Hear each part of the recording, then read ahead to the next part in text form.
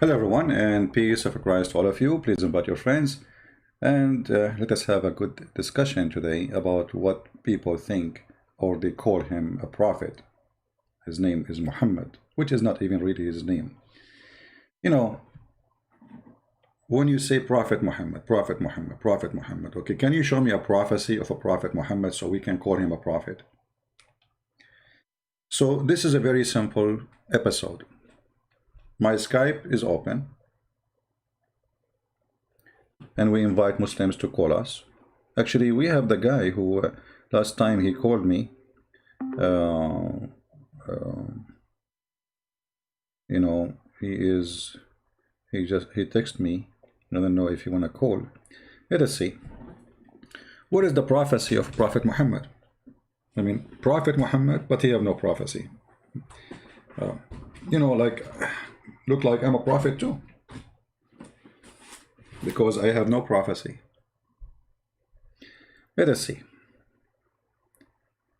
We will take the first one in the list. If you are a Muslim, feel free to call me. It doesn't matter how big you are, by the way. The bigger is better. Oh, this guy, look, his internet is not working, maybe. It's not connecting.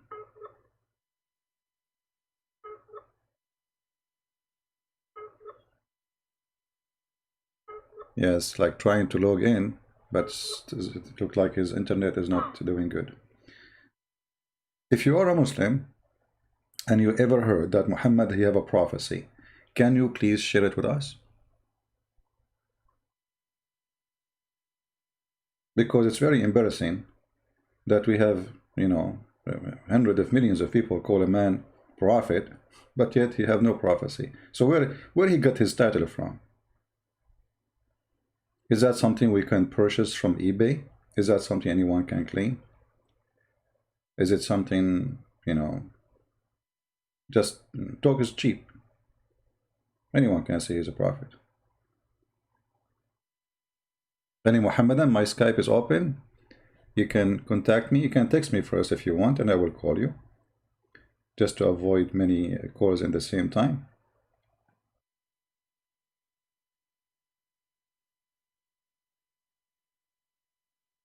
Okay, let's see here. We have Muhammad.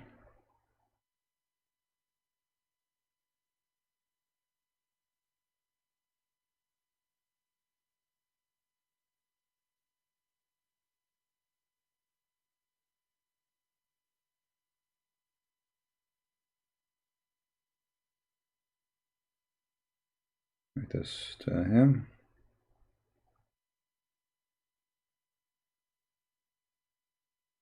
All right, let's see if we can get a Muslim to call us.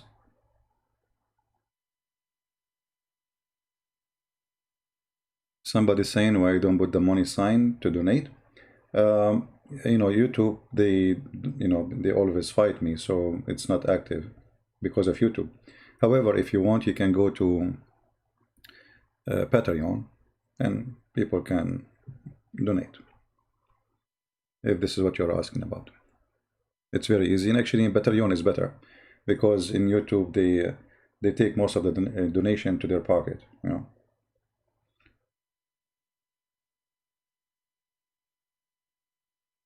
Any Muslim would like to call us?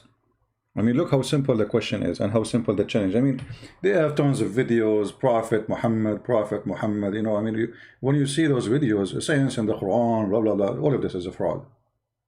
Not a single one of them is true. And here we go. We are live on air saying who is a Muslim want to call us. You will not find the Muslims there to do that, by the way. They were not there. I remember, once I called the Dean Show. You can find actually the in YouTube. Call us if you have a question. So I said, okay, let me call them. I called them. They did not even let me go through, because there is no live call. It's a lie. You see this guy, his name is Yusuf State. He have a cell phone in his hand. We have a call. Okay, it's a call in the cell phone. I mean, this is a TV program, and you are calling supposedly someone else. What do you mean the call in the cell phone? And then he put the phone next to his ear. Hello? Assalamu alaikum. You have a question. Okay. You are Christian? Okay, okay, but no, we hear no voice, we hear nobody talking. So they fabricate questions, and those questions are made previously before the program. They cannot take a real question from a real person. Here we are real. Who is the real Muslim? Wanna call the real Christian Prince? Anyone?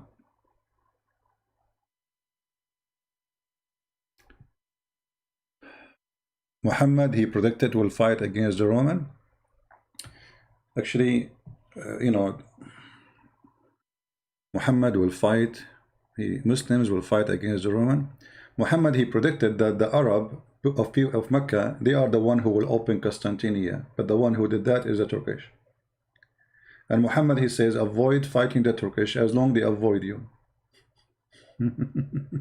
So where is that? The one who will open Constantinople, it was the Arab of Mecca, not a single Turkish between them. Right?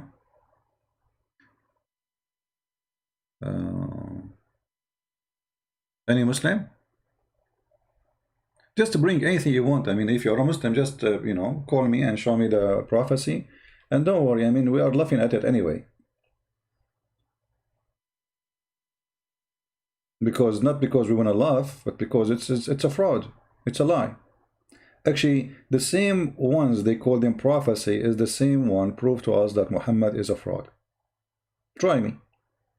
Who is a Muslim want to give me? You see, I'm giving you a freedom to choose whatever you wish.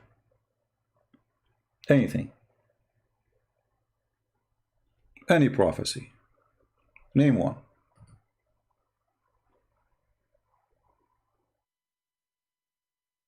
Right? Anyone? If you are like shy to call, you can text, no problem. In the chat, you can post your, especially if you are a Muslim. Anyone? Because if you Muslims don't call, then we have to go to Muslim website where they are posting list of a prophecy, or what they call prophecy, and then we will laugh together. So what do you think, Muslims? Let me try to call this guy again. I don't know, like the sign in YouTube in Skype, it says he is online, but when I call him, it doesn't hook up to. So it give this sound, that's mean there's no connection. Anyone?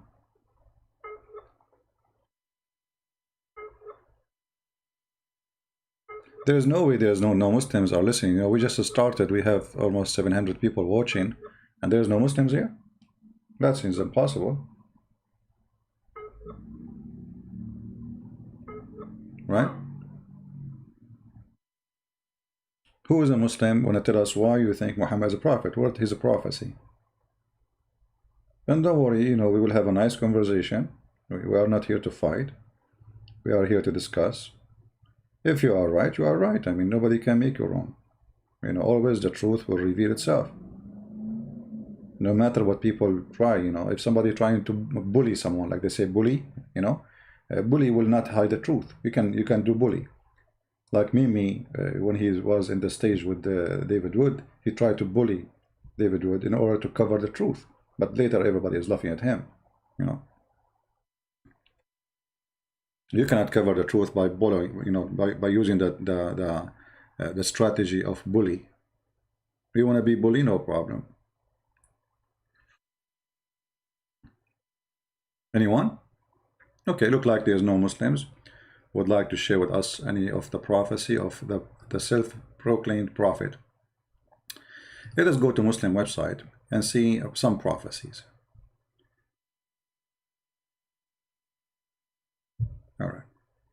I just search in Google. I mean, I don't know, like there's many websites, but the first one that came in my way, I found this one. The prophecies of a prophet Muhammad, proof of a prophethood series. Okay. Let us see the prophecies, as non-Muslims are not willing to call us. Let us see. The prophecy of the messenger. the prophecies of the messenger. Let me make the text more clear for you guys so you can read it better. Okay. Say between two brackets, Muhammad, I do not tell you that I have the disperstress, the treasure containing the provision of Allah, nor that I know the unseen, nor do I tell you that I am an angel. I only follow what Allah revealed to me. That's a wonderful thing. Muhammad, he just confirmed he have nothing to do with the future. He cannot tell you the unseen. He do not know what the treasure Allah he have, and he just tell you what Allah told him. So how come in the Quran it says that Jesus, he tell you the unseen? You know, remember the Muslims, they say that Muhammad is the greatest prophet. So how he is not the greatest prophet, but he is not given to tell you the unseen? Jesus can tell you what you hide in your houses. Jesus can tell you what you are thinking about. And we're talking about Quran, we're not talking about the Bible now. Jesus can resurrect people from death. Jesus can give eyes to the blind. So when Muhammad, he makes such a confession, is showing that he is this evil, because they were asking him questions and he have no idea what to say. So look at this madness. The article is supposedly to prove to us that Muhammad is a special. You see, the prophecies of Prophet Muhammad, and then less than a minute after, it says that the Prophet Muhammad, he don't know anything. I only follow what is revealed to me. And then what the Muslims, they do, they don't show us a Quran, because what is revealed to Muhammad is Quran. So they try to say to us the prophecy of Muhammad is in the hadith, but this will be against the Quran, because you just said Quran saying I only follow what is revealed to me. So what is revealed from what? From Allah. How Allah spoke to Muhammad? By Quran, unless you Muslims agree that Quran and hadith is the same. And that will change the game so we can play more. Do we have any Muslim have a comment about what we just said? It's like, you know, Muhammad here is signing disclaimer, says, you know, don't ask me questions. I am an ignorant person. I have no idea what I'm talking about. I know nothing. This is what this verse is about. And the funny, this verse is mentioned in the chapter of the animals, Al-An'am. Isn't it that funny? Al-An'am, the animals. This is what animals they can say to us. I know nothing. I eat only grass. Don't ask me. I know nothing about God. This is what the verse is saying. I know nothing about his treasure. I know nothing about him. I know only what he tell me. Okay, what is the proof now that he tell you anything if you know nothing? And then you ask the Muslims, Muhammad received revelation from who? They say from Allah. Did he see Allah? No. Did he speak to Allah? No. So he received revelation from who? There's a guy, he appeared to him in the cave, he squeezed him 3 times. Okay. Maybe the guy is, you know, strange, crazy guy. I mean, why even he want to squeeze him 3 times? And after he squeezed him, what happened? Did Muhammad change? And why he squeezed him 3 times? To the point he cannot breathe.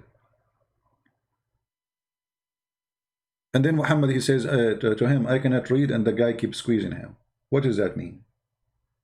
I mean, are you stupid? The guy, he just told you, I do not know how to read. You keep saying to him, read. And read what? Did you give him a paper? Because in Arabic, when you say qara, iqra, you know, this is an Aramaic word. You know, from qarra wa ra'a.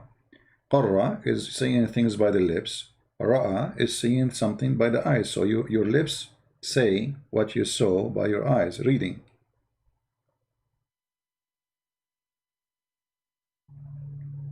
I remember once Muslims, they made videos, like they gathered like a bunch of them to refute me supposedly. And they said the word qara'a does not mean read. I said, okay, let us go with this theory. You see, the problem that, you know, they don't, I don't know, I mean, they're very shallow. Let's see how they try to solve this problem. that he is saying to him, read, and Muhammad saying to the supposed Jibreel, I cannot read. So they come to a solution. You know that the Muslim, they come with solution not because they are convinced with it, but it is just to refute. You know, we need to refute this guy. So we need to say anything. Anything. Here we see the story of Muhammad going supposedly to the cave, and then a guy, he came to him, and supposedly this is an angel. You see, the angel is not coming with wings or anything. You know, it's you know, even Muhammad, he did not describe that in this here. He told him that as a person, he came and he squeezed me. So here it says, the angel came to him and asked him to read. Okay, read. Even your Muslim translation says read. So the Muslims, to save themselves from the embarrassment of the story, the stupidity of it, they say, oh, he did not say read, he said recite. That's wonderful. If you say that he said recite, and then Muhammad, he says, I cannot recite, that is the most stupid statement ever. Because he just told you recite, and you recited. Because recite is repeating what you heard before. You know what I mean? It's like saying eat, and I eat, and then I say to you, I cannot eat. Do you see the embarrassment? Let us see. Do we have a, guys? If you're not a Muslim, don't please call me. Or we need Muslims only for now.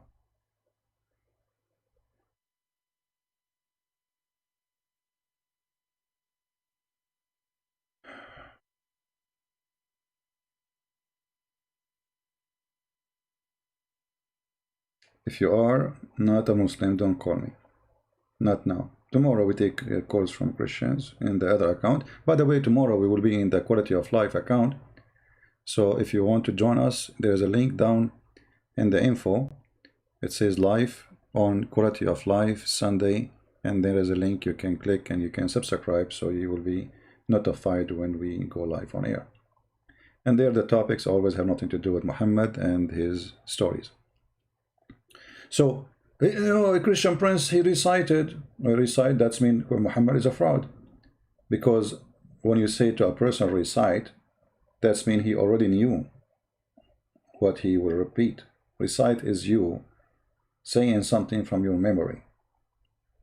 And it's very silly, actually. Let us say, okay, I will give you a solution. Maybe he says, repeat after me. Okay, how you say to him, I cannot repeat? You just did. He just said to you one word, اقرأ. If it's mean recite, you say to him, I cannot recite, you just did. So the story from the beginning is very silly, very stupid. It's not even good for a 6-year-old kid. It's not convincing. And you know, these I mean, like, there's kids are amazing. And I remember once I was talking to a little girl. So, you know, I was speaking to her in her age. She's like 5 years old. I said, do you see this broom? This is the one they fly with it. She said, you think I'm stupid? This is only in the cartoon.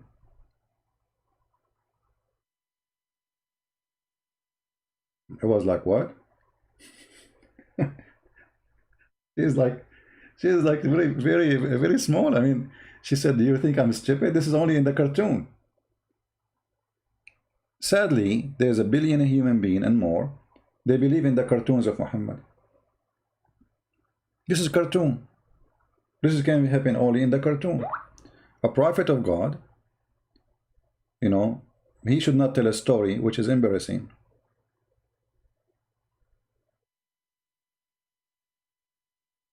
This guy keep texting me, calling me. Are you a Muslim? His name is not. So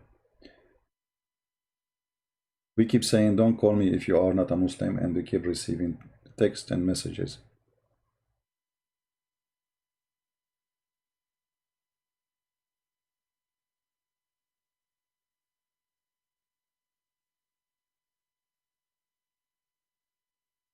Any Muslim have anything to say? So from the start, the story of Muhammad does not make sense. It is silly. There's no intelligence in the story. And the guy, he is squeezing Muhammad. Okay, what the difference between Muhammad before being squeezed, and after being squeezed? Nothing. Muhammad even did not understand what's happening. So what's the point of this?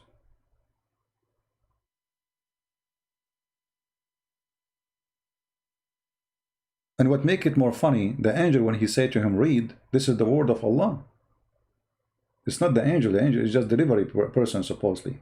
So how Allah, he said to Muhammad, read, and Muhammad, he is not able to read? If you don't understand what I'm saying, Jesus says to the blind man, see, he saw. So it said to the guy who cannot walk, he walk. Right? Okay. Allah said to Muhammad, read, Muhammad still cannot read. Isn't it the Muslim, they say if Allah wants something to happen, he say be is going to be? Here we go, he said to Muhammad, read. Muhammad still cannot read.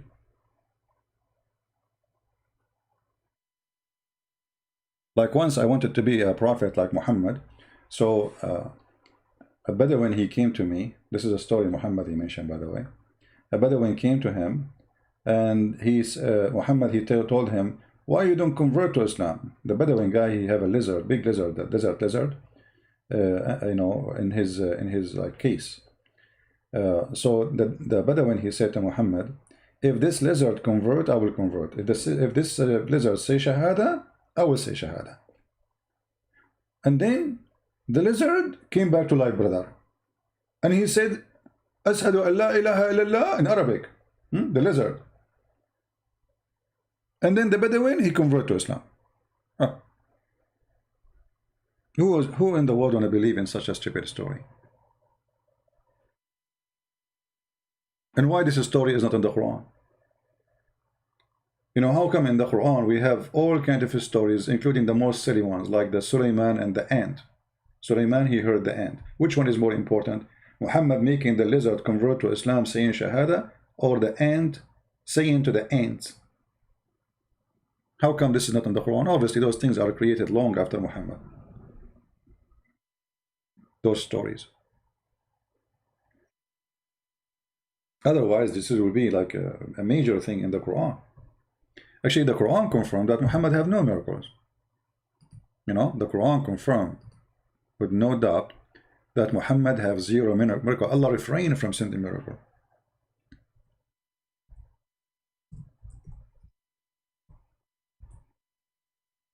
If we go in the Quran, it says, nothing refrain us from sending miracle in chapter 17, verse number 59. As you see, Allah, he confirmed, supposedly, Aka Muhammad, because they keep asking him, where is the miracles? Where is you have miracles? All prophets have miracles. Where is yours? So he said, and we refrain from sending signs only because the men of former generations treated them as false, which is stupid to say, because the Jews believe in all prophets of the Jews, and the Christian believe in both the Jewish prophets and the Messiah and the disciples of the Messiah, because they did miracle too. So it's a false, stupid excuse for those generations. They believe in the miracles, and Muhammad is showing a clear sign that he have no miracles, for he is a fraud.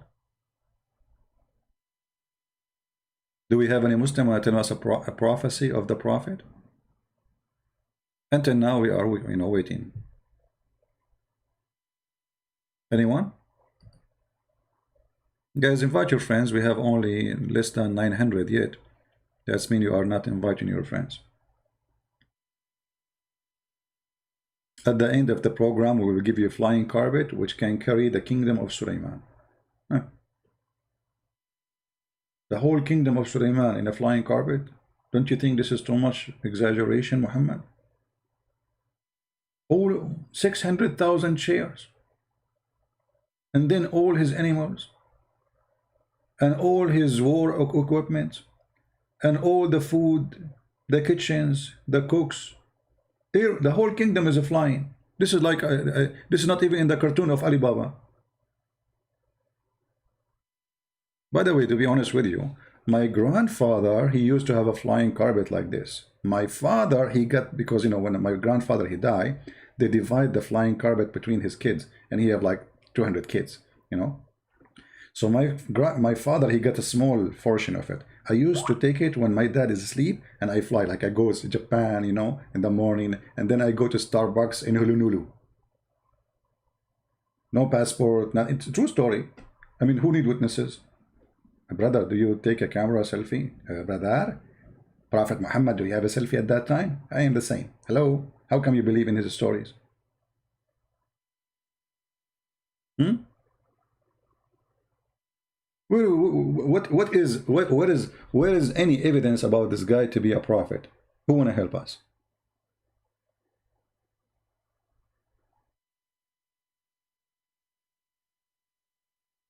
Anyone?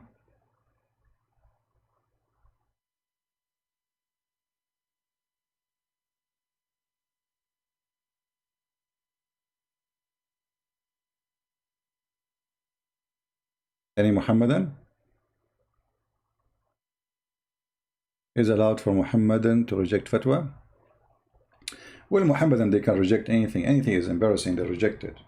This is the game. It's a game, you know. When you go like, oh, this is embarrassing. So what I would do? I say I reject it. Even inside you, you know it's true, you know. So where is the prophecy of the prophet? Okay, let's go back to the article. As long there is no Muslims are willing to show us prophecy of the prophet who have no prophecy. Okay. The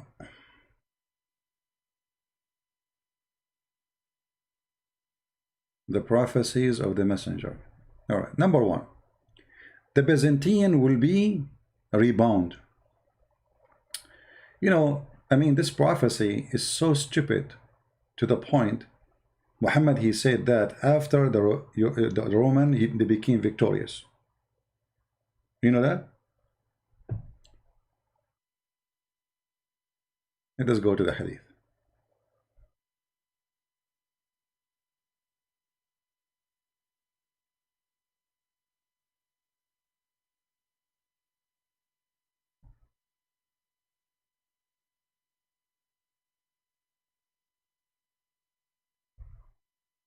Let us see if we can. Oh boy.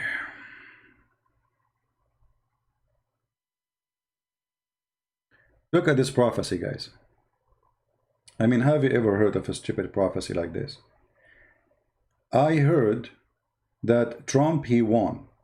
And after he won, I said, Trump, he will win. Read the hadith. And this is Sahih. Abu Sa'id narrated, on the day of Badr, the Roman had victory over the Persian. So the believers were pleased with that. Then the following was revealed. Alif Lam Mim, the Roman being defeated, and then they will be victorious. Look at this madness.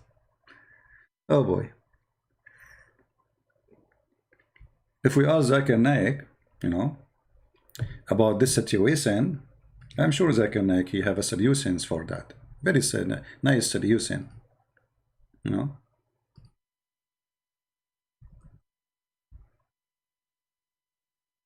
I don't know, I lost the phone number of Zakir Naik. Do we have any Muslim?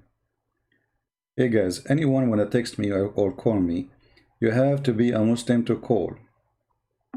Why people don't listen? Why people don't listen?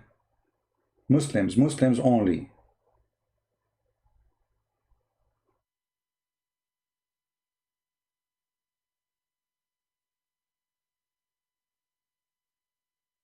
Do I have to tell you one by one in text in Skype?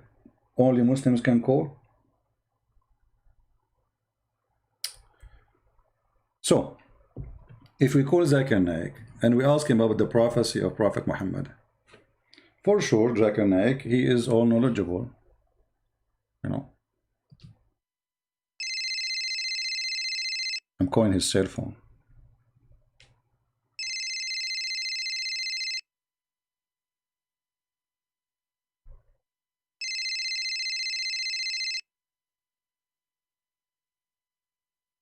Hello? Christian Prince, I told you, don't call me. How you know it's me, man? You can see my phone number. First of all, even if you blank your phone number, I can see it. I can feel it. Trust me, I can feel it. Zakir Naik, you must be a prophet. How you know it's me? It's unbelievable. Christian Prince, first of all, I told you 100 times, don't call me when I am in the middle of the night. because this is a very sensitive time. Okay, Zakir Naik, I don't know, it's middle of night for you. You are right, it's very late now. Sorry for, I apologize for waking you. We can go back to sleep, no problem. It's okay. Please, breath. You can't run away from me. I am a curse of Allah on you. I trained you. Okay, okay, no problem. The prophet, he have a prophecy about the Roman. Is that true? Exactly. But he mentioned the prophecy after the Roman became victorious. So how that make it a prophecy? There is something, it's called go flat back. Go what? Flat back. What does that mean? If you watch a movie, you will see in the movie they start from the end. And then they go to the front. Ah, like they start from the end of the movie, they show you like a scene. Exactly. And you are ignorant. So here, Allah, he go in the beginning, you know, in the end, and then he go back. Ah, okay, so the prophet, he was given a prophecy about the Roman will win after they won because he was using cinema tactique on Hollywood. Christopher, now you are getting smarter, and now I respect you. Finally, you are thinking and you are using your brain. But hold on. But how this can be called a prophecy then if he said that after what happened? First of all, we can call it prophecy because at that moment nobody knows that they are victorious. But it says here that all the Arab there, they knew. And the believers rejoice when they hear the news. So even the believers heard the news before Muhammad. Exactly. But the truth is that the prophet is the only one Allah, he revealed for him the truth. Ah, okay, so it doesn't matter who knows about it before Muhammad. But Allah told Muhammad that the Roman will be victorious, and this is after they became victorious. And this is make it a prophecy. Exactly. Because at that moment, nobody knows. What do you mean nobody knows? Everybody knows that they were victorious, including the Roman. You are stupid, and you know it. I'm telling you, at that moment, nobody knows except the prophet. They knew that the Roman became victorious. This is true. Everybody knows. And even the news came very late for the prophet. But this does not say anything. This is a prophecy. Zakir Naik. So if I make a prophecy right now, saying Zakir Naik, he live in Malaysia. But you post videos already saying that you are there, and you make live broadcasts from there. So everybody knows that you are there. So how this will be a prophecy? I'm prophesying that you will go there, but you are there for the last 4 years. How that can be a prophecy? Christian Prince, in your case, it's a different story. Because first of all, I am not in Malaysia. I am in Malaysia country. Not in the map, not in the name. You are different when you speak. You are not even, I can't take you serious. You have to say the word country. Otherwise, people, they will take you wrong.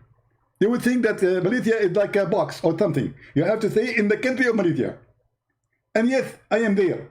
And if you say that I am there, you are lying, because simply everybody know there. This is not a big deal.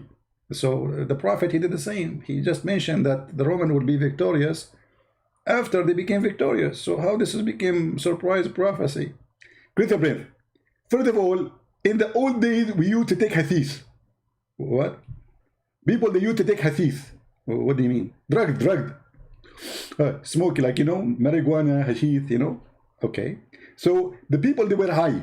The news came, but nobody noticed. So the prophet said to them, the Roman will be victorious. By the time they wake up, everybody believed it was a prophecy. Thank you very much. This is a prophecy. The prophet, he said this verse after they being victorious, that they will be victorious. The hadith in front of you, and it's sahih. Is it sahih? Yes, it is sahih. So when I say to you everything they come with is a fraud, I am not joking. Secondly, even in Arabic, it says fi bid'i sinin. The Roman will be victorious in fi bid'i sinin. So let us say that, because some, like they say, the time when he said that, and the word bid'a, it's going to happen between 3 to 9. But based on studies, if that happened in certain time, forgetting about this hadith, Muhammad, he said that, and it take more than 12 to 13 years before the victory happened, if the other report is true. But as you see, the hadith is authentic, so we cannot even, argue about it.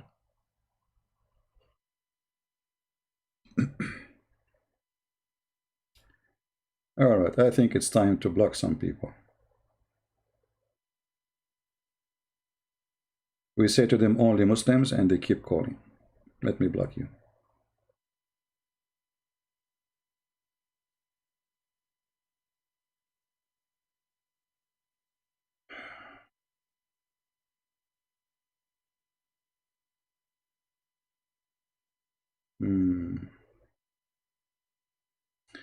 Okay, somebody, he says he is a Christian and the Muslims ask him questions about Christian. We will take a break with this person and we will see what he wants, just as an exception.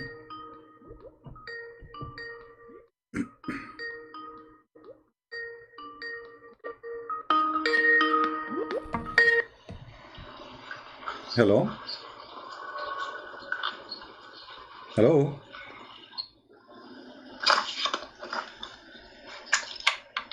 Are you there? Are you there? Hello? Yes. You are live on air. I'm sorry if I bother you. No, no problem. You see, but we are taking calls from Muslims only, but I will take as an exception because you sound like you are desperate for some answer. No. I didn't notice if you said only Muslim tonight, but you said a Christian can call tomorrow, so I call. Can I call you tomorrow if I can? No. I will call you tomorrow.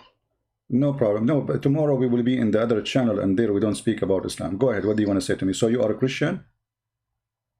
I'm a Christian. So what do you think about Muhammad? Is he a false prophet?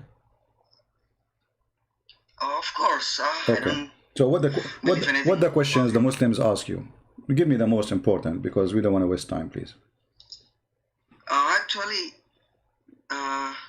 the things that Muslims blame about Christianity in my country, it's not about a Muslim, it's about the Christian. So I guess it's match. It is match if we talk about it tomorrow, because your channel tomorrow. My friend, we don't talk about Islam. Here we can talk about it. So give me what they say to you. About Christianity. Okay, tell me what they say to you. Okay.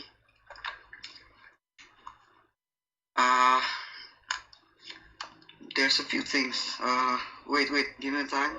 All right.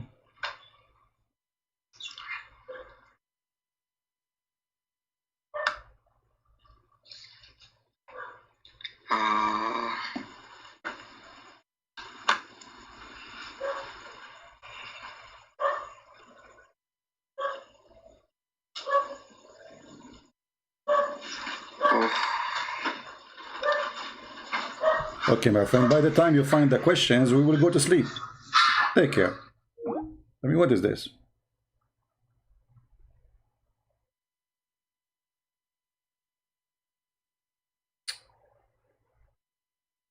What is this?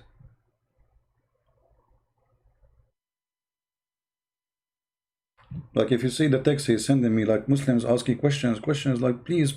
So I said, okay, let us, give him time. And then what are the questions? You don't know.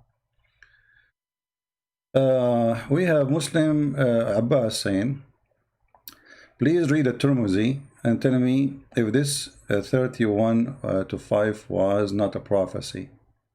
What 31:5 not a prophecy? Abbas, we are reading a Tirmidhi. And in front of us, we have a Tirmidhi. This is a Tirmidhi in front of your eyes. Isn't it?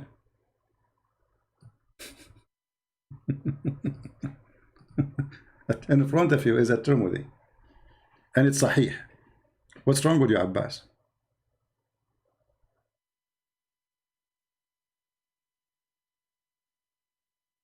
Secondly, if I say those Roman and the Persian, they have a 300 years war. They lose, they win, they lose, they win, they attack each other, they lose, they win, they lose, they win, etc. So if I say they lose now, they will win later, well, this is not a prophecy, this is stupid actually. Because they lose many times and they win many times. But the final victory of the Roman took long. Right? This guy is a Muslim. I blocked him. I thought, because I told him, okay, hold on, I need to find his name now. I blocked him. I think I blocked him. Okay, no, he's not.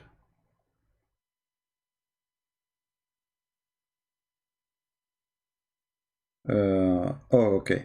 Saying the following verse was not revealed. Oh, okay. Okay, let us see. Let us call him. And he says, I'm lying.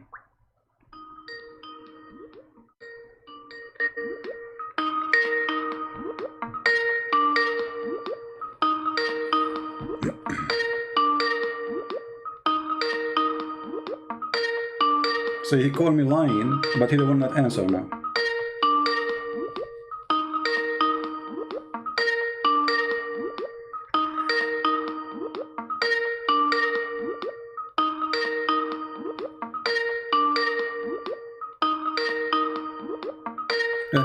He will not answer. So they call me liar, but they don't want to confront me. You see? They call me liar. They say, it doesn't say, and then the verse was revealed. It's in front of you. Read it. Then the following was revealed. I mean, imagine he is texting me and Abbas in the chat too. Potatoes. They are saying, it doesn't say that then the following verse was, it says in front of you. This is your Islamic translation. And as long as you are saying to me, read the Tirmidhi, well, this is the Tirmidhi. Isn't it? This is a Tirmidhi and this is Sahih. Do you see it? So this is how the prophecy became fulfilled. It's a stupid statement. Muhammad, he made the prophecy after things happen. And this is the prophecy being fulfilled. What we can do. And this guy who is calling me liar in Skype, he is saying, it doesn't say that. It doesn't say that, CB. It's in front of your eyes. Are you blind? Read carefully. On the day of Badr, the Roman had victory over the Persians. So the believers were pleased with that. Then the following verse revealed.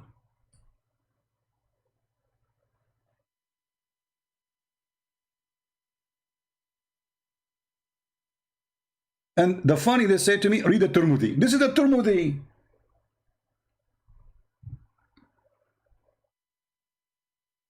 Okay, Mr. Abbas. So you are saying to me, read the Tirmidhi, different hadith, and the different hadith says the prophecy was fulfilled?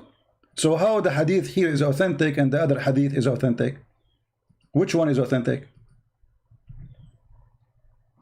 If you say both, well, that's mean Islam is stupid.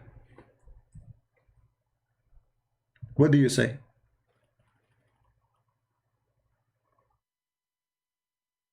Hmm?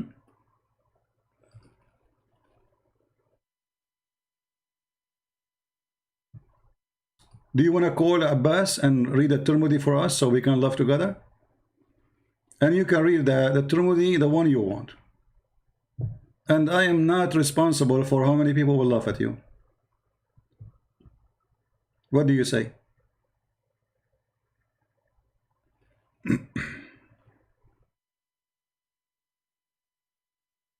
Anyone? You know, the signs of corruption is so clear. As long as you accept the book of At-Tirmidhi, and we are reading for you from the book of Tirmidhi, and it says here Sahih. But this is a problem for you. So what do you do now? You want to jump like a monkey. Oh, read the other one. So what the other one will do? What exactly the other one will do? You Muslims have hadith up to the request. It's like a menu. Either your prophet said that or he did not. If he said that, this is stupid. If this is what happened, this is stupid. And yes, it says this is what happened.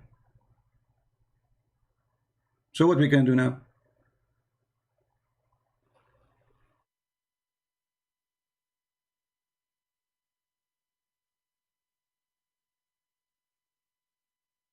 Anyone? So as you see, their prophecy Abbas, can you post for us the hadith, the one you want us to read? Post it as it is. I will put it in the screen. We want to laugh. Can you do it?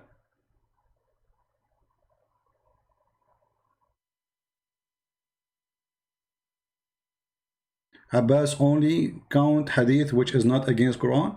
Well, no problem. Abbas is a fraud because the muta is against the Quran. That's mean Abbas, you know, you remember I asked him if your wife, somebody asked her to do breastfeeding for adult.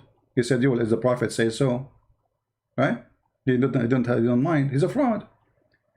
Muta is in the Quran. Where is the forbidding of the muta? Is in the hadith. You just said if the hadith is against the Quran, we don't take the hadith, we take the Quran. So you practice muta? Are you doing muta delivery now, Abbas? You don't do pizza no more? So what do you do? Like you drive your car, you deliver girls? Can't you find at Tirmidhi? No, I cannot find it. Post it for me, you guys. Post the. Why you don't post the hadith for us? Post it. I want your name next to it. I want your name next to the hadith because that will make it perfect comedy. Post the hadith for us, and I promise you, I will put it in the screen. I will take a snapshot, selfie for you with the hadith posted by you. Put it in the screen. Do it. Just do it for the sake of mut'ah, man.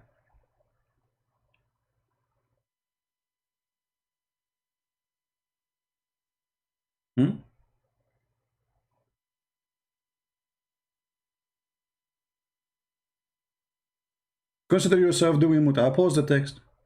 What you will lose. So you look at this. They challenge me to put something in the screen, and they themselves, they will not post it. Are you searching for it? You can call a friend.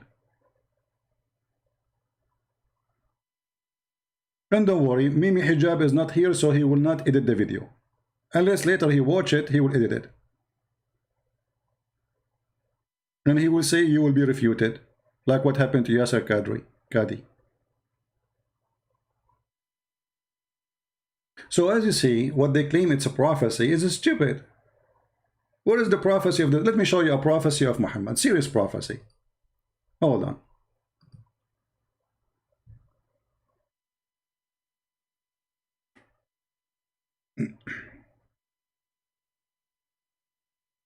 I mean, how Muhammad knew this unless Allah he told him?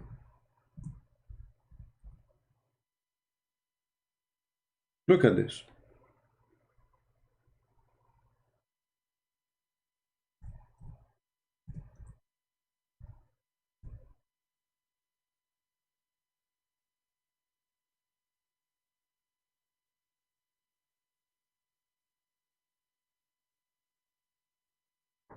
Look at this prophecy. How Muhammad knew? This is science, brother. Muhammad taught by Allah the science of biology. How the baby is made. First in the Quran, he says the sperm of the man coming from the backbone. And by the way, that's true, brother. I have a friend, his backbone hurt him, and he don't have babies. I'm just joking. The Messenger of Allah said, the man water is thick and white, and the women water is thin and yellow. So Muhammad, he think that women have yellow liquid in their private part when they have sexual intercourse. He think this is the sperm of the man. And whichever of them comes first, that child will resemble it. Why Muslims don't make a article about this amazing prophecy? And now, by the way, like thanks to the Prophet, you know, I can get married because I was afraid if I get married, and then what if my son look like me? That's disgusting. But now I know the trick. I will make my wife have orgasm first, and then the baby will look like her. Hello. Finally, I can do it. Before I was worried. My son would shoot me. He grew up, he says, look at me, I look like you. I say, son, it's not my fault. He said, why no, they will look like me. He said, if you follow the Prophet's step, I will not look like you. So now, if you are an ugly person, you are not good looking, maybe your wife, she is good looking, or vice versa, you know what to do, my brother. Brother, this is the biology of the Prophet. prophet he knew this?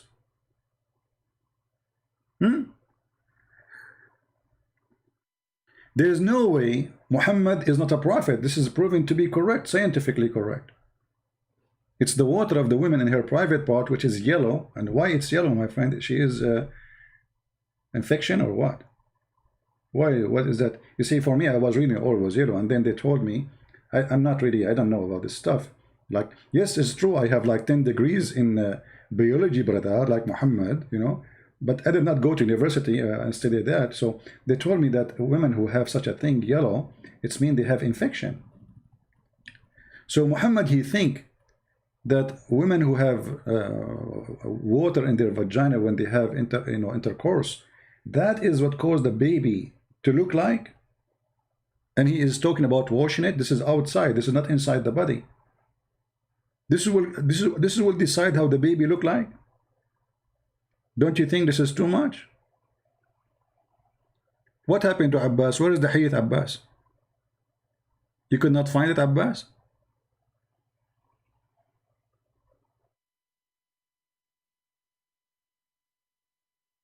So obviously Muhammad is a true prophet, you know. Otherwise, there's no way he will know. This guy didn't know how to write, how to read. How he will know this? It's impossible, brother. And then the Quran comes and says women have a sperm coming from their ribs. And by the way, it's true.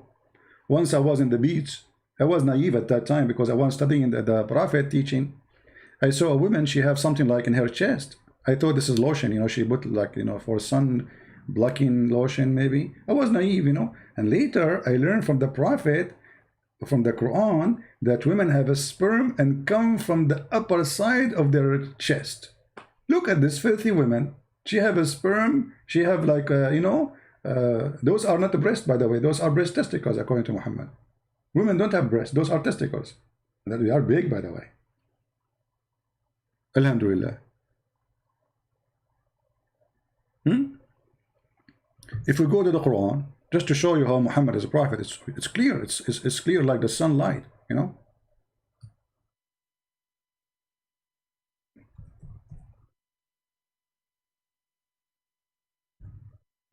How you can deny that? I mean, we cannot. I mean, stop fooling yourself. Muhammad, obviously, is a prophet. Chapter 86, verse number 7. It's a gushing fluid coming from between the backbone and the ribs, the backbone of the man and the ribs of the women. How Muhammad knew this? That's amazing. And thank God I am still single. You go to the bedroom, you know, and your wife, she take off her bra. Instead of seeing breast, you see testicles. That's scary. And they are big. Like, what? Get ready. I don't know how good you are in jumping. If you are in the first floor, it will be fine. But if you are in that 20th floor at that moment, this is why I advise you before, you know, in the wedding night, don't take high floor. What if she have a breast testicles, as you see in the Quran? What you will do? And you want to jump? You send me the hadith in Skype? No, Skype. No, my Skype is not connected to my system here. I have only the sound. Post it there, post it there.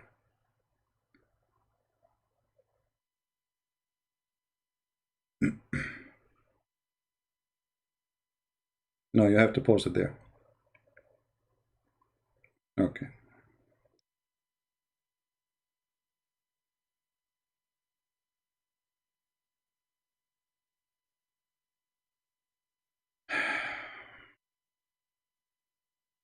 Alif Lam Mim, the Roman have been defeated in the nearest land.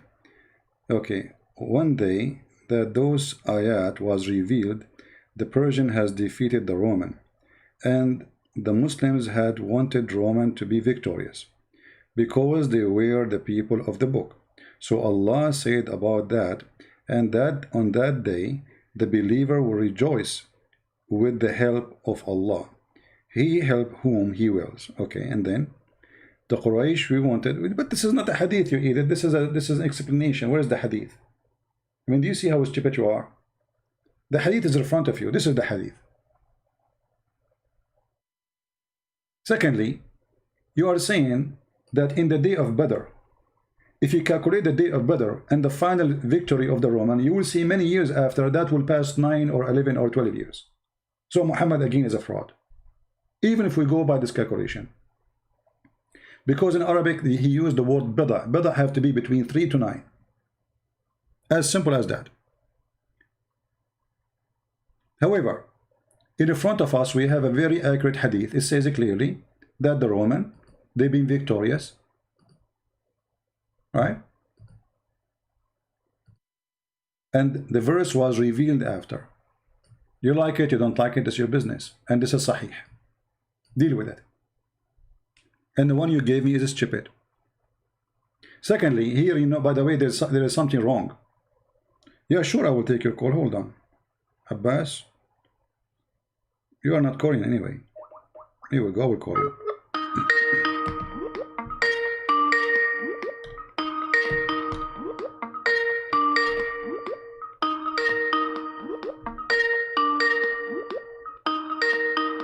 Answer, Abbas.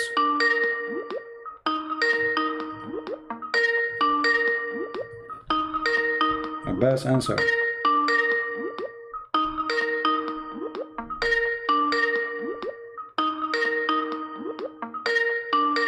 What? Are you going to answer or what? Okay, hold on, let me mute.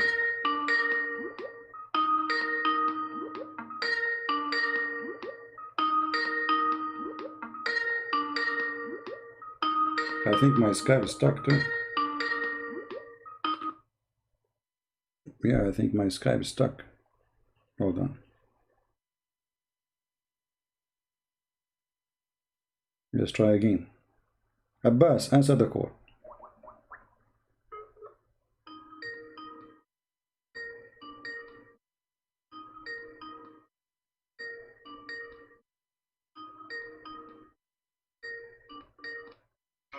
Yes, Abbas, go ahead. What do you want to say to us?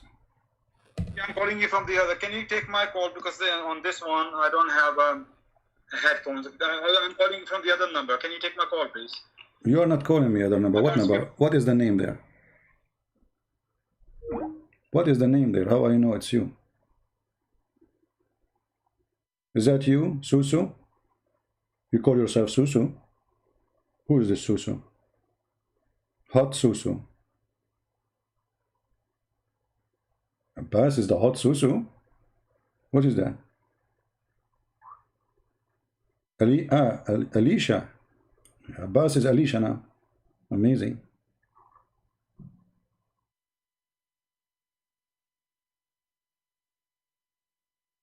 Okay, Abbas. Can you hear me? Yeah. Go ahead. Hello, CP, can you hear me? Yes, I hear you, Alicia. Go ahead. Yeah. Right. Yeah. Okay. So, why you didn't read the hadith I gave you, man? Because that will expose you. Go ahead, read it. No, you see, I'm looking for it here in the screen to find it, so we can put it in the screen, so we can laugh together. You know. No, that's okay. People can hear it. Just read. Okay, go read it. Okay, go read it. Read it. Okay, go read it. Go ahead, read it. Here we go. You are with me. It's a very long hadith, and I'm pretty sure you know about this hadith, but you. My friend, the hadith you gave me, first of all, is not even a hadith. Secondly, we have a Tirmidhi. We have a Tirmidhi, the same book, authentic, saying that the verse revealed after they've been victorious. How you can refute the first one? And I gave you the hadith, which is in detail. Okay. So which one you're going to take? My for friend, your own advantage, you're going to take something. is the one you gave me is sahih? Of course, it's sahih. Okay, is the one I gave you? Okay, is the one I gave you is sahih? The one you read is sahih, yeah, but this one in detail. So okay, hold on. So read with me carefully. There's no difference. Obviously, this is what happened. No. Read carefully. Here we go. Okay, you see, because there is. You see, the difference is that you are a fool and you think there's a difference. Here we go. This is the same writer. Sure. This is the same writer saying read carefully, that in the day of Badr, the Roman had victory over the Persian. Yeah. Does it say that? Yeah. Does it say that? Okay. Abbas, does it say in the day of Badr, the Roman had I can't see victory? your screen. I can't see your screen. Doesn't matter, we show you the hadith already. Come on. One second. So I'm not on YouTube right now. Okay. Okay. One minute. Because I'm using this is my iPad. I'm calling you from No the problem. phone I'm using All right. for looking up for the hadith. All right. So that's why. One second. Just one second. Wonderful, no problem. I think I'm gonna mute. Okay, screen. Just one second. Can you hear me? Yeah. But, So now? how I'm gonna mute YouTube right now. Okay. Yeah. That's Okay. right. I read the hadith what you just gave. So when this happened, Yeah, so- my friend Abbas, let us speak as a whole. Stop asking me questions. When this happened, no. When the verse was No revealed, questions. here is so clear. When this verse was revealed, please read for me. Finish your whatever you want to say, then I'm going to speak, and don't interrupt me. No, we are having a conversation. When this No, we are verse, not. when We're not that having- you when just- that you verse just- was revealed, read for me, please. But according to this hadith, Yes. oh, I see. You already made your point. So now, can I make my point? Okay, hold on. You see, Why are you so afraid, man? who is talking about making my point and making your point? Does the hadith says that the verse revealed after they have victory? Yes or no? Make your point. Then I'll make my point. Don't ask me What questions. make my point? I repeat the question 1,000 times. Yes or no? Yeah. Okay, when you finish, then I'll tell you everything. Yes or no? Why are you afraid, man? Okay, yes or no? Because there's nothing to debate about. Does it say in the day of Badr the Roman were victorious? Okay, now I'm going to explain what I'm trying to say here. I'm Okay, sure go you're on. not going to let me speak, isn't it? Oh, go, Abdul, go. Alhamdulillah. Alhamdulillah. Allah says in the Quran, وَقُلْ جَعَ الْحَقِّ وَزَحَقَّ الْبَاطِلِ إِنَّ الْبَاطِلَ كَانَ ظَهُوقًا. I like your Arabic. You remind me of my Armenian friend who speaks a little Arabic. Okay. Okay, alhamdulillah. But you understand what I said here, yeah? No, I don't understand what you are saying. People who don't know Arabic. No, I don't understand what you're saying. Because the verse you quote for me is about Muhammad being a fraud. Why are you so afraid of the Quran? Say the truth has arrived and falsehood perish. For vice nature Okay, hold on. is bound to perish. Alhamdulillah. The verse you just said, the verse you said, how the truth was revealed. Can you tell me? What do you mean? How the truth was? You mean how the revelation started? No. The verse you quote for me, the verse you just quote for me in Arabic, which you do not know how to read.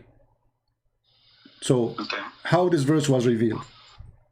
How? You mean Asbabul Nuzul you're talking about? You tell me how this verse was revealed.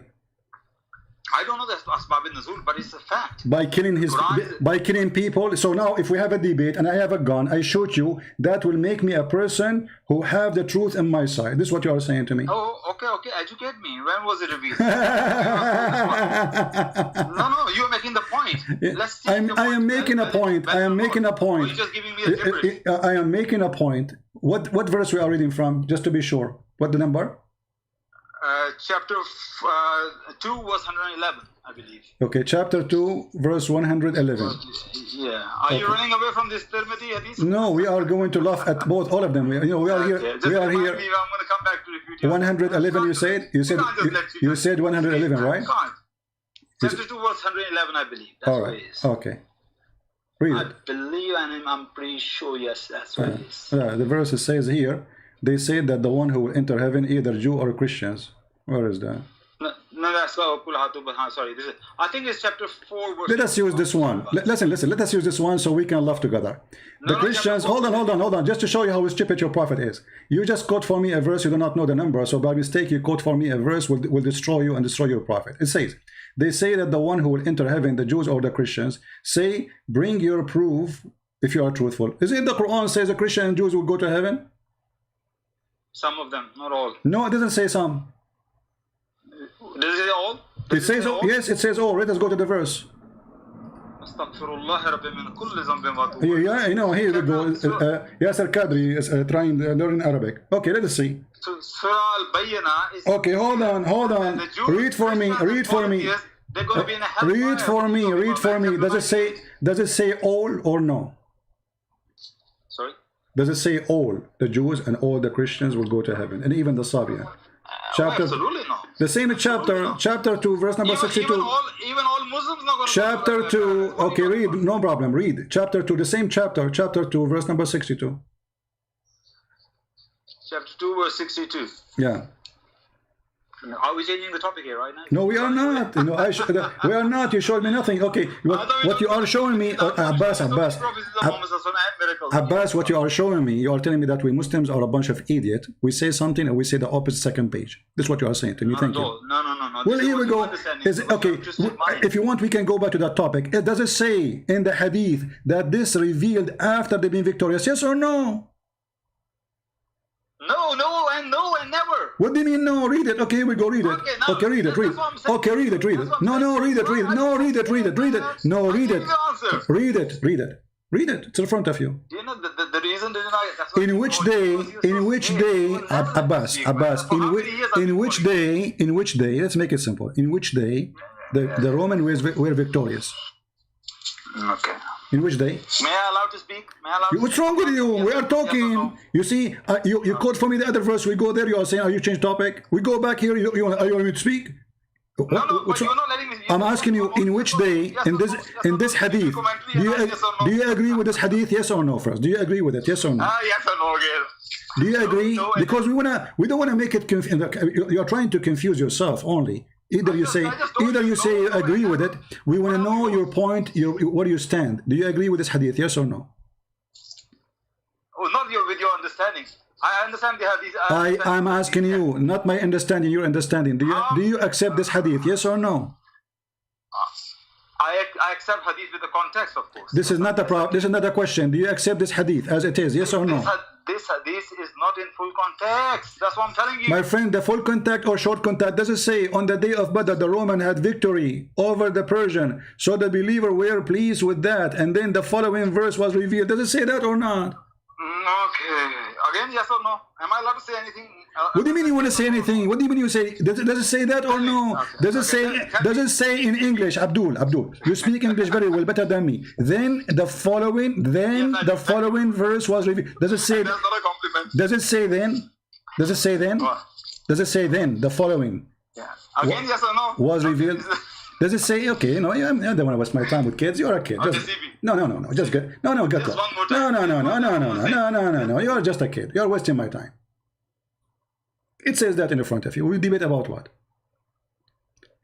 So, what, you know, the way to get away from this garbage is to say, I will show you other hadith have more details. What details? Here we go. It says in the day of Badr, the Romans were victorious. And the believer were pleased with that. And by the way, here you will see the stupidity of Muhammad. Muhammad in the beginning, he was a hypocrite man as usual, all the way to the end. But in the beginning, he was trying to say himself that he is close to the Christian. Actually, in that moment, Muhammad, he was claiming to be Nasara. Otherwise, what he have to do with the Christian being victorious? Isn't it the Roman is the same one? Muhammad sent letter for them, convert to Islam or I will kill you. Why he is pleased that they are victorious? If they are kuffar anyway. What he have to do with the Christian to be pleased if they are victorious or not? But because at that moment, Muhammad, he claimed to be Nasara. He married from Khadija, I remember before. And in order to marry Khadija, you have to marry in a Nasara church. The Nasara will not allow you to marry their daughter unless you are marrying in a church. Church of the Nasara, like Jehovah's Witnesses cult. So Muhammad, there's no question, he was claiming to be Nasara. And now, when they start making fun of him, the Christians, they are defeated. What do you say? Muhammad, he responded that Allah told him that they are defeated, will be victorious. When? In the day of Badr, when the news came that they are victorious already. And the story in front of you. And then you want to say to me, there's more details. More details, what do you want more? It says here, it's giving us the date. It's given us which day. It's given us when it was revealed. It was after they rejoice, not before. After the believer rejoice. Why the believer rejoice? Because they had victory.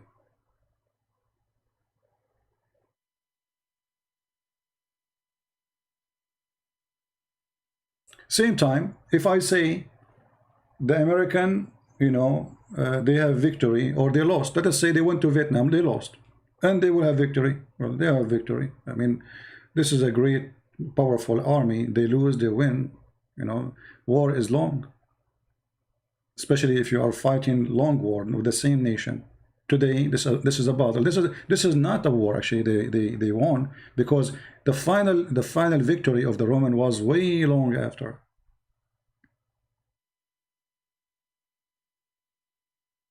And it's very embarrassing. He says to me that the truth come and the false been defeated. Okay, we go to in front of you.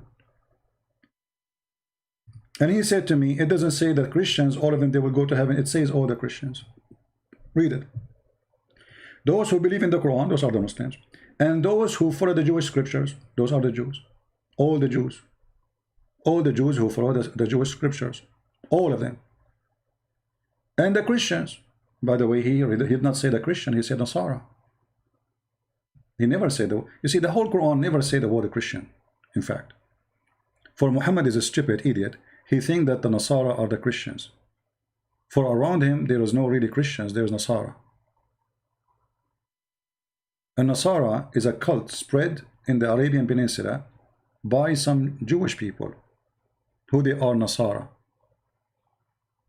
Those Nasara, they run away, you know, the Christian, they reject them. The real Christian, they reject them. So they escape where there is no Christians have authority. And Arabia was not under the control of the Roman. So they moved to Arabia. And they spread their cult there. And Khadija was Nasara, and Waraq ibn Nawfal was Nasara. And even the Hadith confirmed that. And if you ask any Arab Christian, are you Nasara? He will say no. Not a single Arab Christian, including me, will accept to be called Nasara. In Arabic we call himself Masihiyin or Masihi. If I'm speaking about individual, I say Masihi, which means from the name of the Messiah.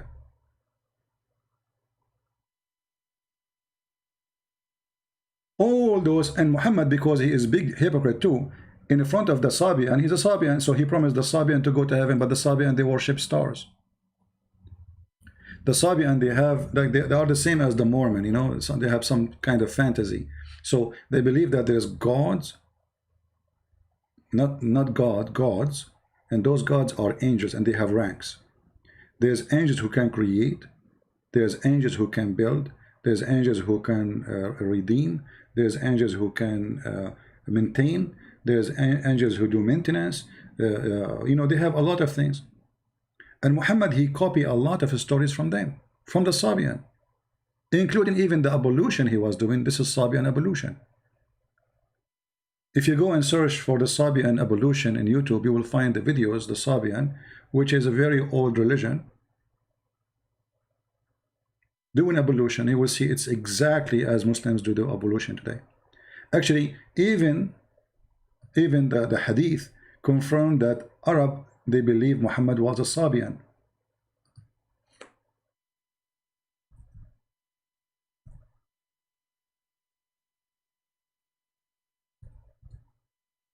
Let us see if we can find it. Hold on.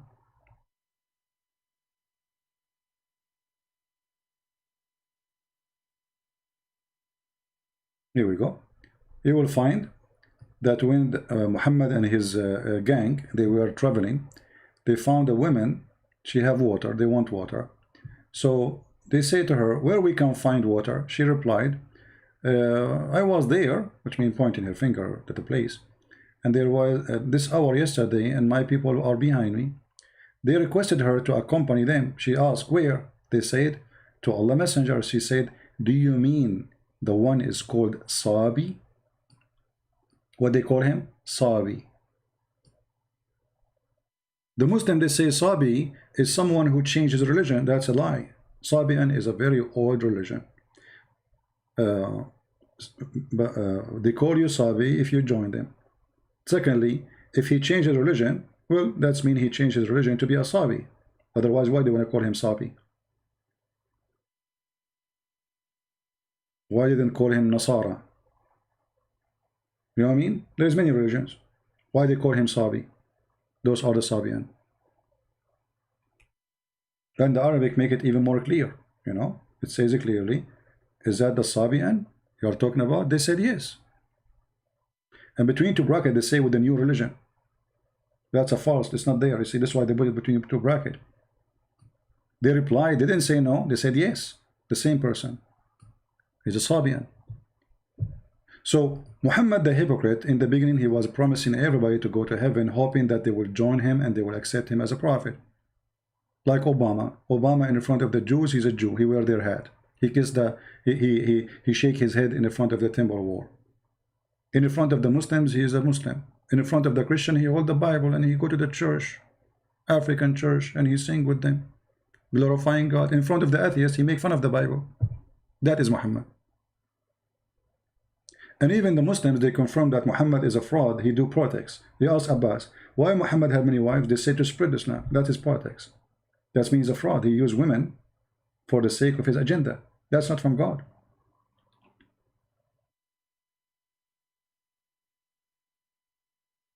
And the second you ask them, does it say that? He will not answer yes or no. I mean, why we need, you see this, when they try to explain a very simple answer, that means there is something wrong. Why you cannot say yes or no? Say yes, yeah, no. Very simple. Why you need to make a story and yes or no?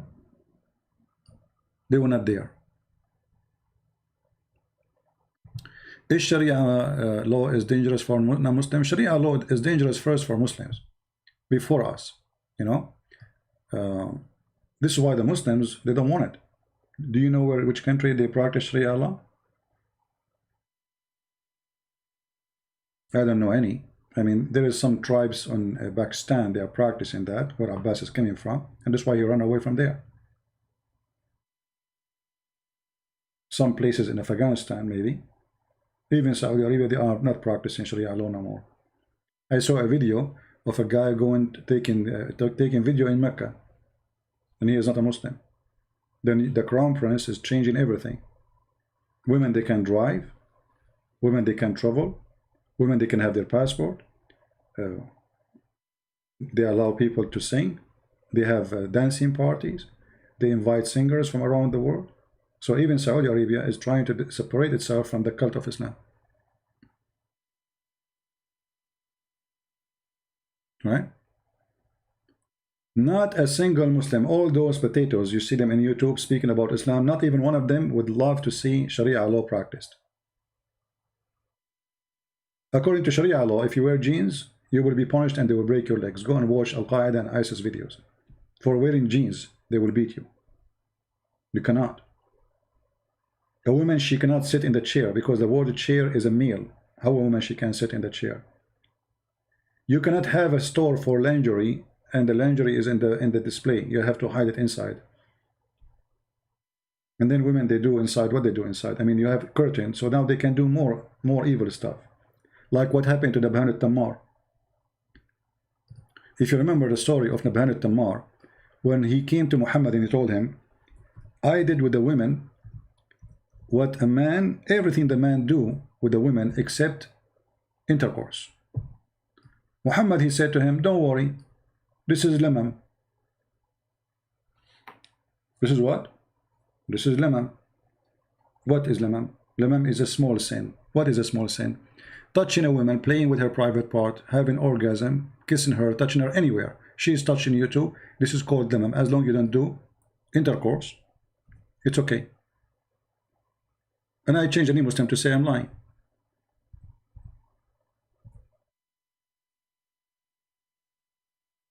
So when we say Sharia law is a joke, if a person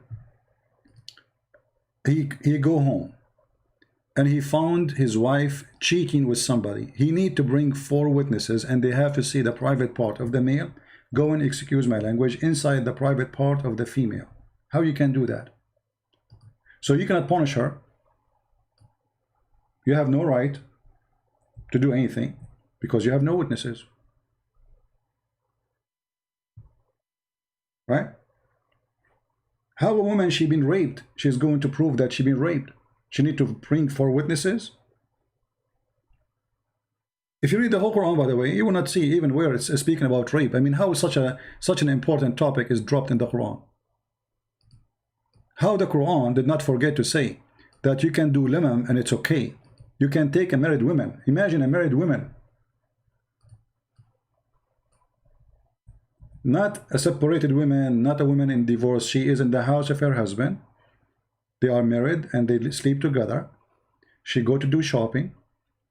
She come to the companion of Muhammad, and he play with her, and he do everything the man he do with the women except intercourse. Muhammad, he gave in this verse. He says those who avoid the greater crimes, shameful deeds.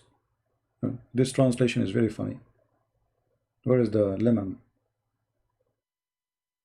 Where is the word lemon? Let me change the translation. I mean, the translation of Muslims is really weird. You change the translation, you feel like you get a new book right away. Look at this. We just changed the translator. Both of our Muslims. And those who avoid the greater sin, and al-fawahish, fawahish, which is illegal sexual intercourse, etc. When they are angry, they forgive. What is that? Where is how you avoid it? How you avoid those? If you do lemon, you take a woman to your bed, you do with her everything, and this is not a big sin. Because he did not do intercourse.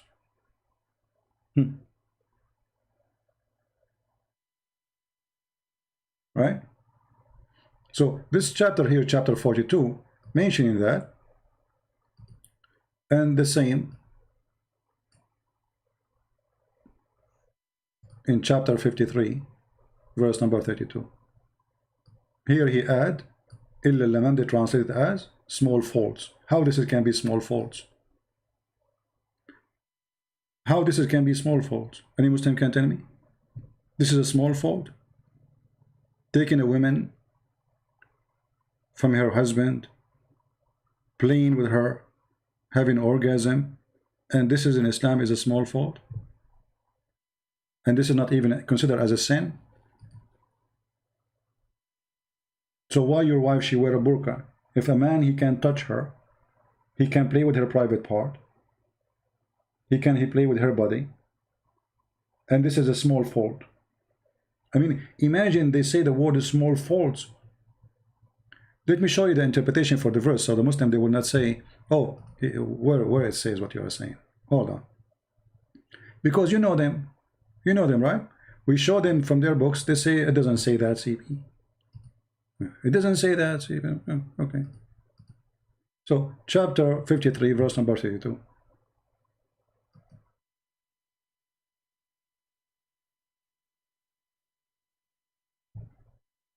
Give me a second.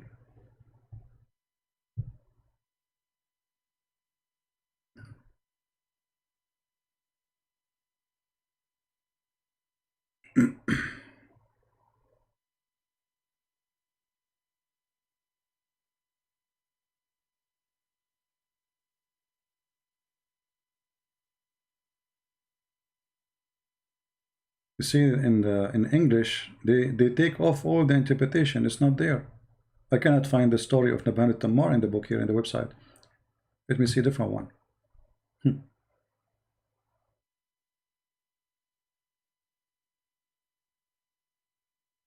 They took it off. The guy, he said clearly, I did with her everything the man he do, except intercourse. Now here we go, actually, but here they don't have the story, but let us see the interpretation of Ibn Kathir. Let us see what is al-lamam. Take a note, al-lamam. This says, al-lamam is the following.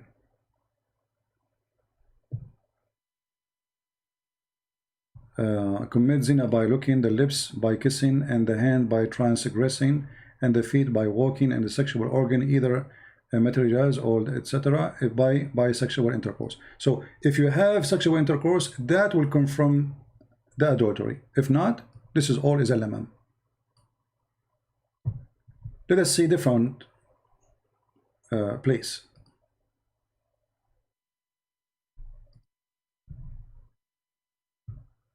The story about Nabhan al-Tammar is gone. Nabhan al-Tammar, Tammar means the one who sold palm fruits. So a woman, she came to him and she said, I have you know, I want to buy like some fruit. So he said to her, go inside. I have, you know, a lot of fruit, better fruit inside. So she went inside and looked like she is a bad woman. So they start playing. Maybe let's see if we can get the book of Asbab al-Nuzul. All right. Maybe we can find a story here.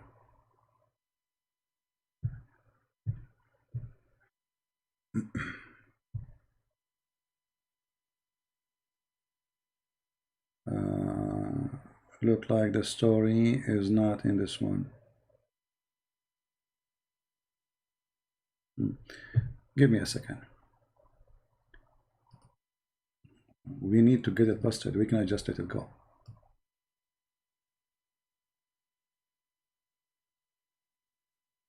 That's to show you how the English books does not present what is written in Arabic.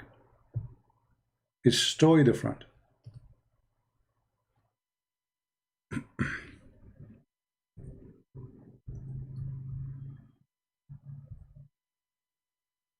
All right. This is Tafsir al-Qurtubi.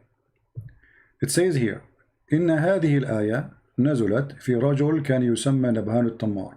This verse came in a person, his name is Nabhan al-Tammar, and he used to have a store where he sell fruit of palm tree.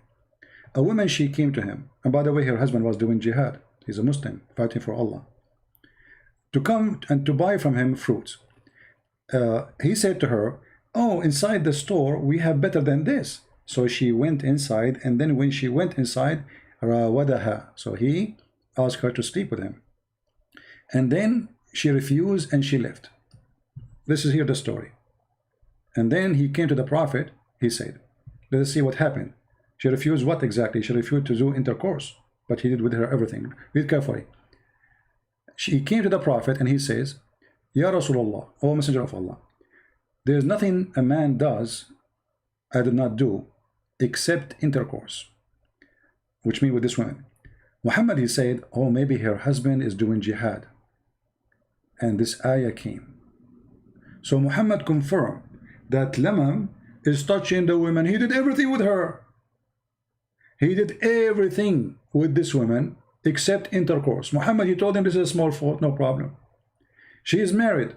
Her husband is fighting for Muhammad, doing jihad. She is a Muslim. He's a Muslim. And what is the answer of Muhammad? Oh, don't worry. This is Lamam. And here it says, إن اللمم ما دون الوطء من القبلة والغمزة والنظرة والمضاجعة. Lamam is anything before do intercourse, like kissing, blinking, or like, you know, like touching her, like punching her in her bum or somewhere, or looking, or even laying together. So if you lay together with the woman, she is naked and you are naked, it's okay. This is lamam. Kissing is okay. This is lamam. Touching each other, this is lamam. Don't do intercourse, you are fine. This is religion. And here we go. This is Tafsir al-Qurtubi, as you see in the front of your eyes. I can give you the link actually. You can translate, but let me get you more, because this page is long. I will give you a shorter. Here we go. This is the official government website of the Kingdom of Saudi Arabia. Here we go. And this is the link you can use Google Translation to translate. This is what? The official government website of the Kingdom of Saudi Arabia.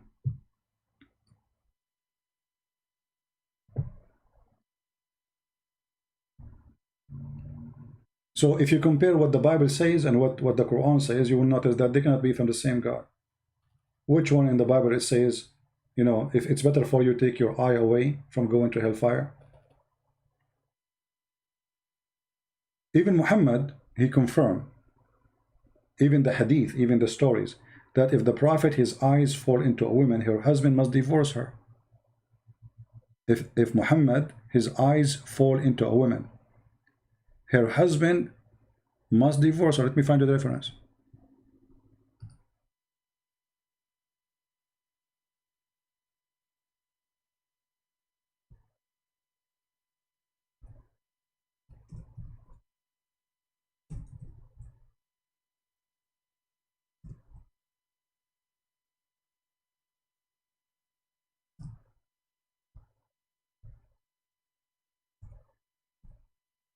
And look, we open our program today to show people that Muhammad have no prophecy, and no Muslim he come to us with the answer. Okay.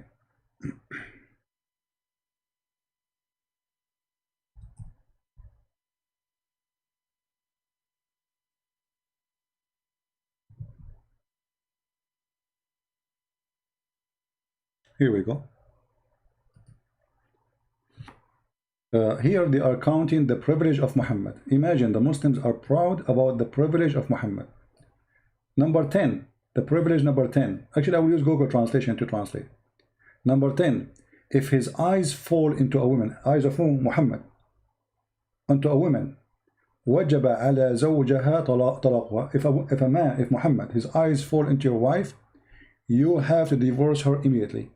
Let us open it in Google browser, because I'm not using Google browser now, and use Google Translation. Does it say what I'm saying? Absolutely. Let us see.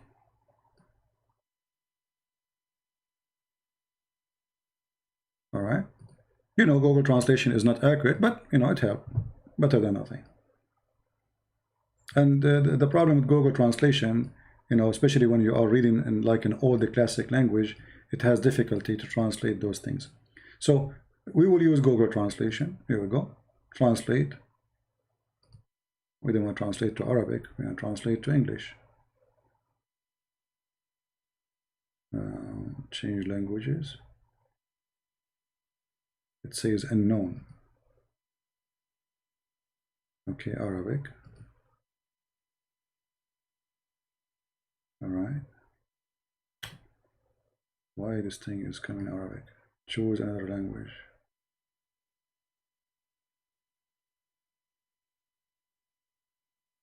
But it's not a change in the first one for me, which we need.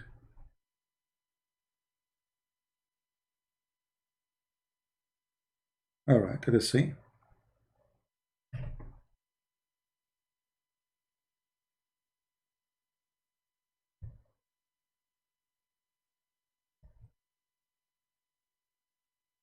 You read carefully, guys. Read carefully. This is the Google Translation. They are counting the privilege of the Prophet.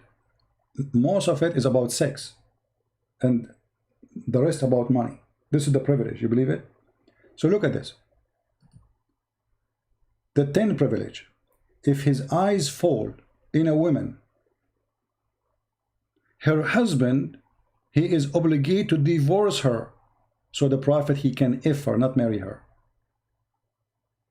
Do you see it? This is a privilege of a Prophet? Are we making things up? This is the official government website of the Kingdom of Saudi Arabia. And this is the book of Al-Qurtubi. Interpretation, as you see in the front of your eyes. Chapter of Al-Ahzab, verse number 50. The Prophet have 16 privilege, and most of them is about his private part and about his pocket.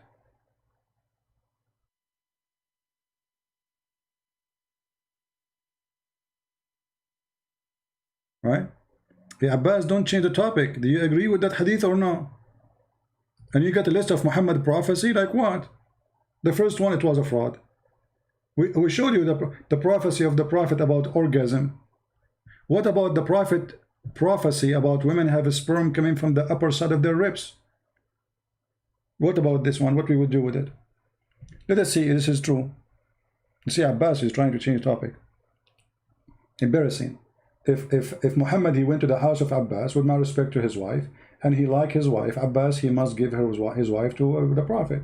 And I'm sure Abbas would not mind, by the way. He's very open-minded. You know? I mean, they say, myself and my mother and my father for you, Prophet. Anything. The wife, take the wife. Sleep with the child. Right?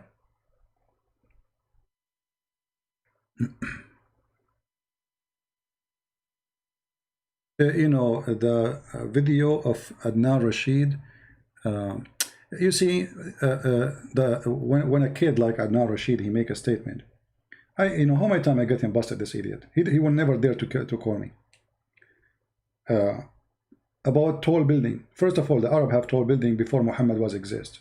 Go to Yemen and see their buildings. Secondly, if you read the hadith, you will see that the hadith itself exposed Muhammad to be a fraud. Me, Abbas, when I talk about it, Abbas, do you want to talk about the tall building? Guys, Abbas want to tell us a prophecy of the Prophet. Hold on, let us call Abbas, just for fun. But I hope he want to do the same. I mean, repeat the same question 1 million times.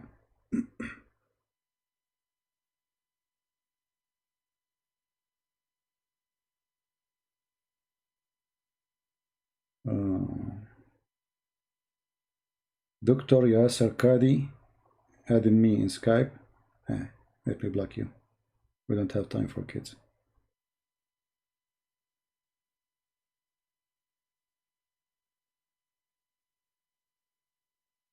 Mahdi, where is Alicia? Okay, Alicia, let us call Alicia. Alicia, she have for us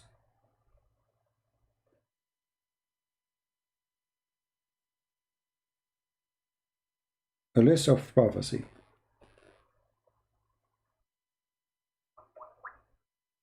Let us see what Alicia she wants.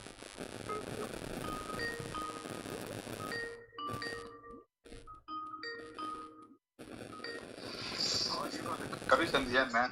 Hey Abbas, So, before I give you the prophecies and miracles of Muhammad sallallahu alaihi wasallam, can I ask you one simple question? You want to ask me a question now? Is that about if one simple question. If the Prophet saw you? Answer is only yes or no. Is that answer is only yes or no. Go ahead. But do you promise me? Do you promise me? Do you promise me? If we do this, it will go for you and for me. If I say yes or no, you will not say you want to play games. No, I just want to answer yes or no. No, I'm saying okay. I will say yes or no. I will say yes or no. I will say yes or no. But do you promise me? If I ask you the same question, you will not say. I will not say yes or no the same. Or this is only will go for me. The next question you're going to ask me, I will do the same thing as well. Just okay. Go ahead, Abbas. Go ahead. Okay. Now tell me, is your Bible still a book of frauds?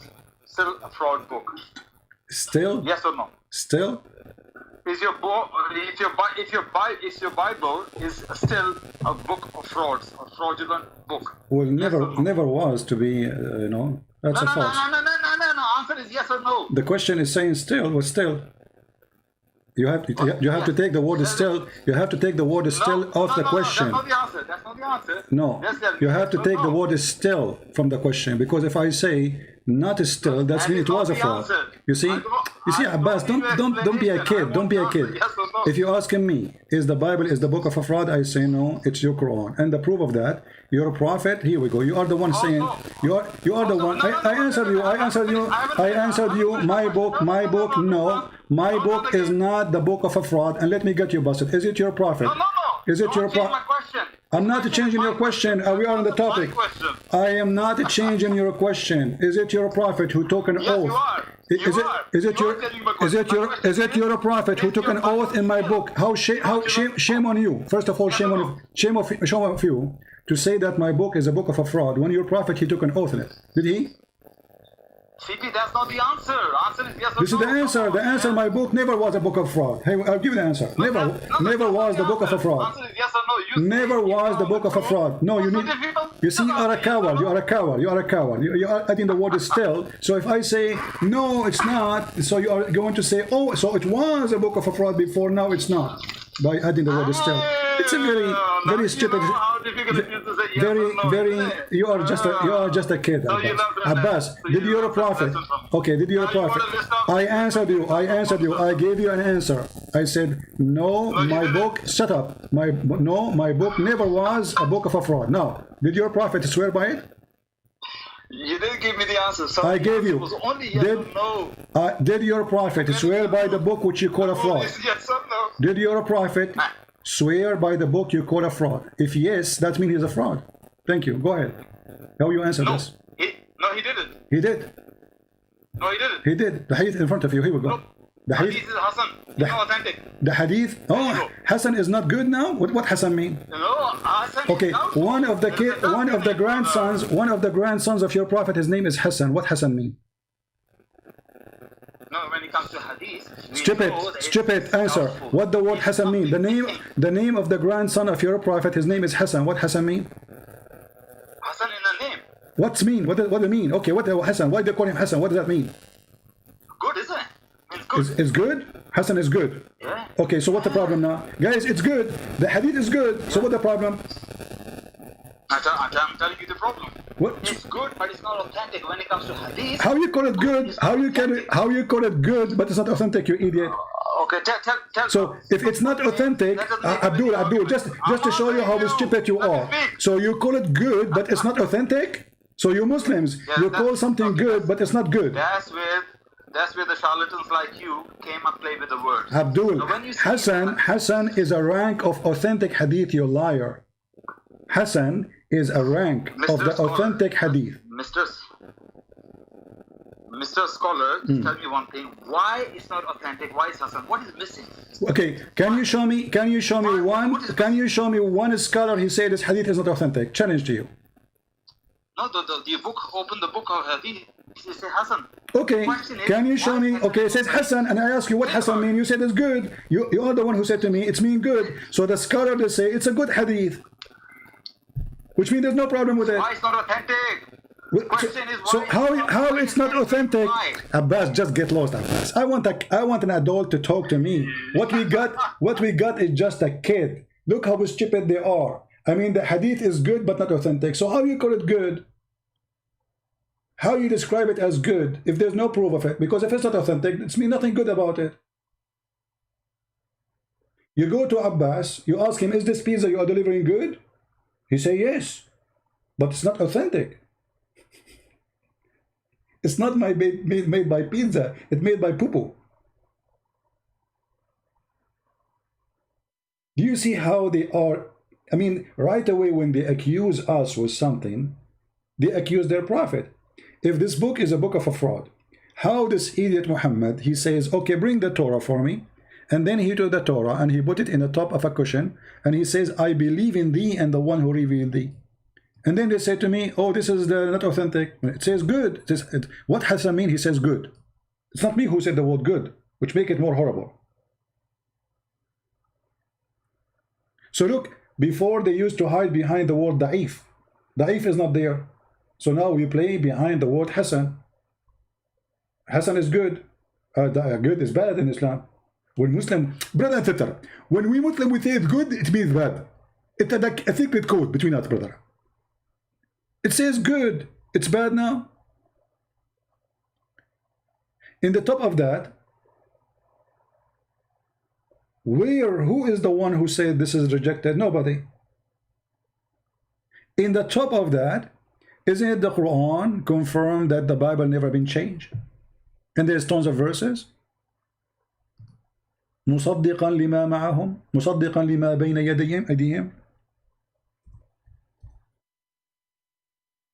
Look how many verses confirm. وآمنوا بما which Allah has sent to you مصدقا لما معكم.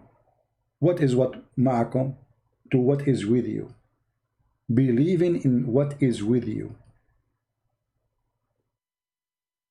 Do you read it? This is the stupid Quran. And believe in what I revealed, confirming what is with you. What is what? With you. So the Quran, are you going to say this is da'if? He confirmed what is with them. What is with them? The Torah and the Gospel.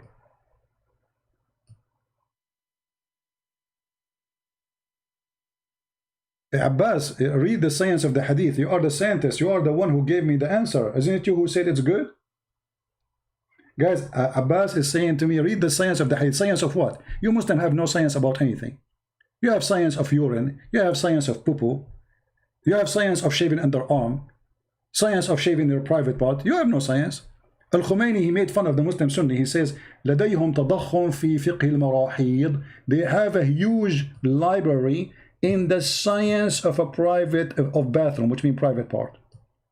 Having sex with watermelon, using zucchini, using a piece of leather shape in a shape of private part. That is your science. You as a Muslim Sunni. And now you are asking me, read the science of it. Isn't you who said to me it's good? I said to you, what Hassan mean? I said it's good. So it's good. What I need more?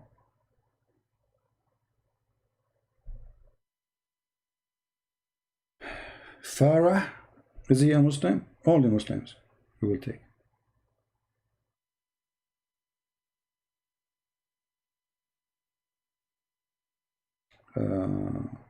Where is Farah? I don't see it. Let him text me.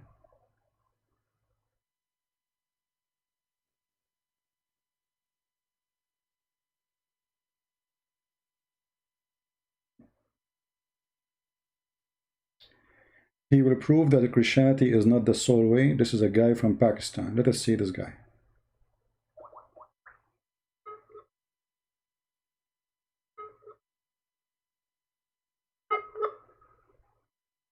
We have a Pakistani boy trying to compete with Alicia.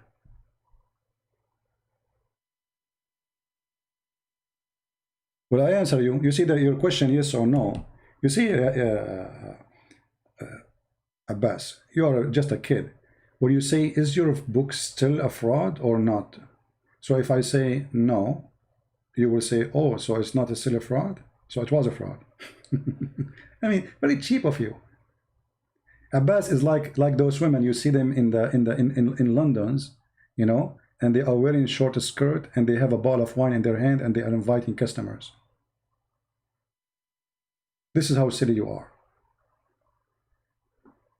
When I say silly, I say to you, yes or no. I say the hadith says in the day of Badr. I don't say you're a prophet. Okay, Abbas, I'm going to ask you a question. Is your Quran still a fraud or not a fraud anymore? Yes or no? You see how silly you are? Stupid.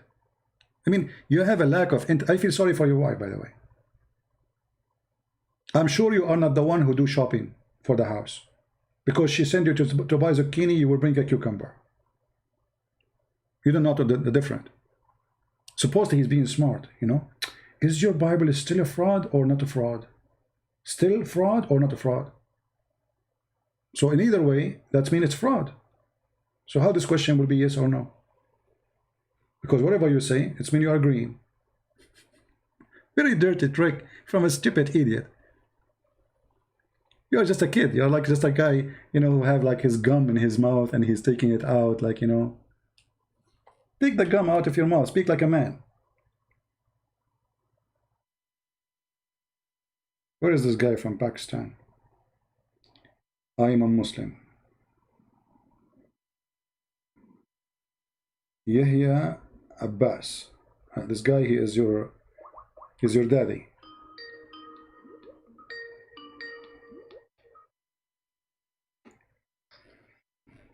Yes, my friend, you are live on air. What do you want to say to us, Mr. Muslim? Hello? Yes, Mr. Abbas, what do you want to say to us? Hey, how you doing, man? I'm a big fan. You said you are a Muslim. I just want to say, hello, can you hear me? Are you a Muslim or not?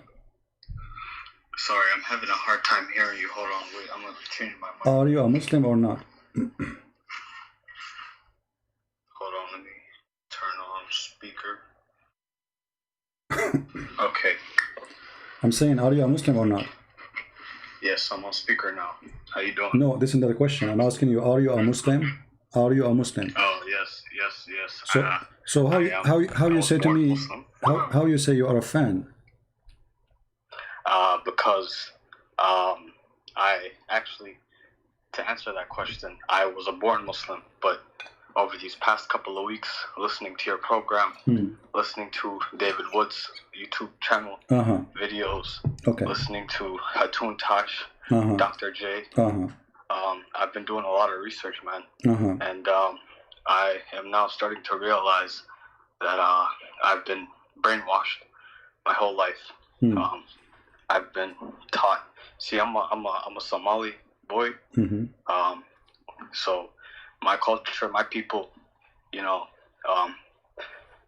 the religion of Islam was throughout history was imposed on my people. So a lot of my people, they don't understand what the background of this religion really is and what it stands for. Today, actually, I was listening to one of your videos, and I was watching Al-Uzza, Manat, and Alat, the three goddesses that originated. And that's very interesting because that really makes sense on why the Islamic symbol is a moon, you know? I've always wondered that, but nobody answered that question growing up. So I'm a fan because from this moment on, I wanted to let you know on your show, I am not a Muslim. All right. So I have left that paganism of a religion, and it was all thanks to you and a lot of other people. So I want you to know that. All right. Well, don't thank me, my friend. Thank the Lord. And I hope that the Lord will open your eyes and you will be what you want to be. We are here just to help people, and the Lord is the only one who can help you for real. Do you? So now you left Islam, but what about, you want to be a Christian? What do you think about Christianity?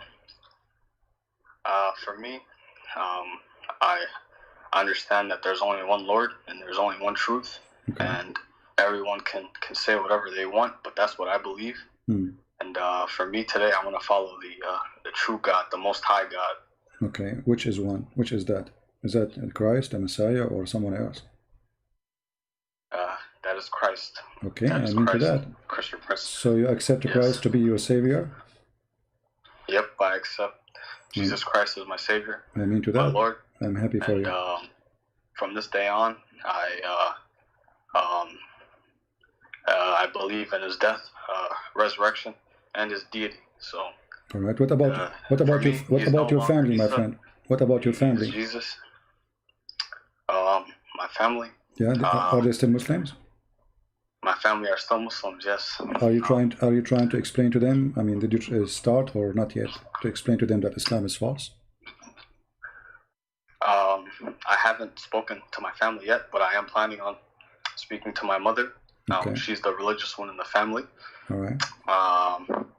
So, for me, in our house, I grew up without a father, so I'm not really close with my dad. He's also a Muslim.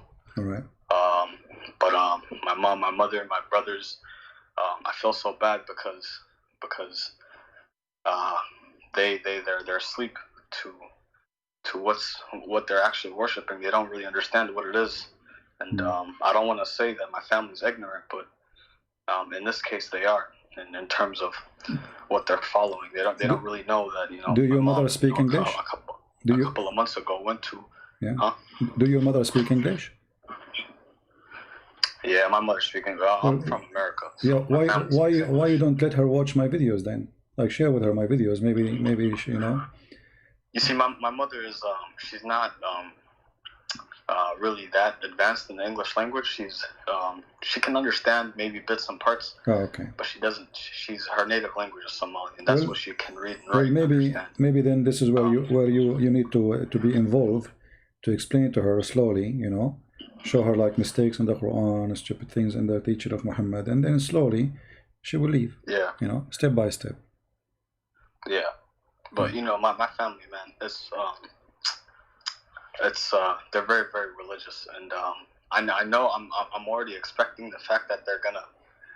I live on my own right now. I prepared for these upcoming moments. I moved out of my house a couple of months ago, so that way I don't get thrown out. Once they understand that I'm not practicing, Islam anymore. So I'm doing little by little. So I'm still doing my research. I'm still gathering up information, and that's the goal. My goal is to bring my family out of the pit that is Islam. Mm-hmm. I just I'm just hoping and praying to God that He allows me to live as long as that needs to be done. So To that. you know, that's my goal right now. But Well, I'm I happy wanted to for you, my call in friend. basically If I can to help let you you. know that you've been an influence. So you being Arab and being from that part of the world, I just want you to know that the information that you put on your channels is very, very, very exclusive. Not a lot of people understand the cultural aspect of Islam and the origins. That's stuff that I've been researching and digging through your information that I've been receiving. So I want to thank you for that. You're welcome, my friend. I'm happy for you.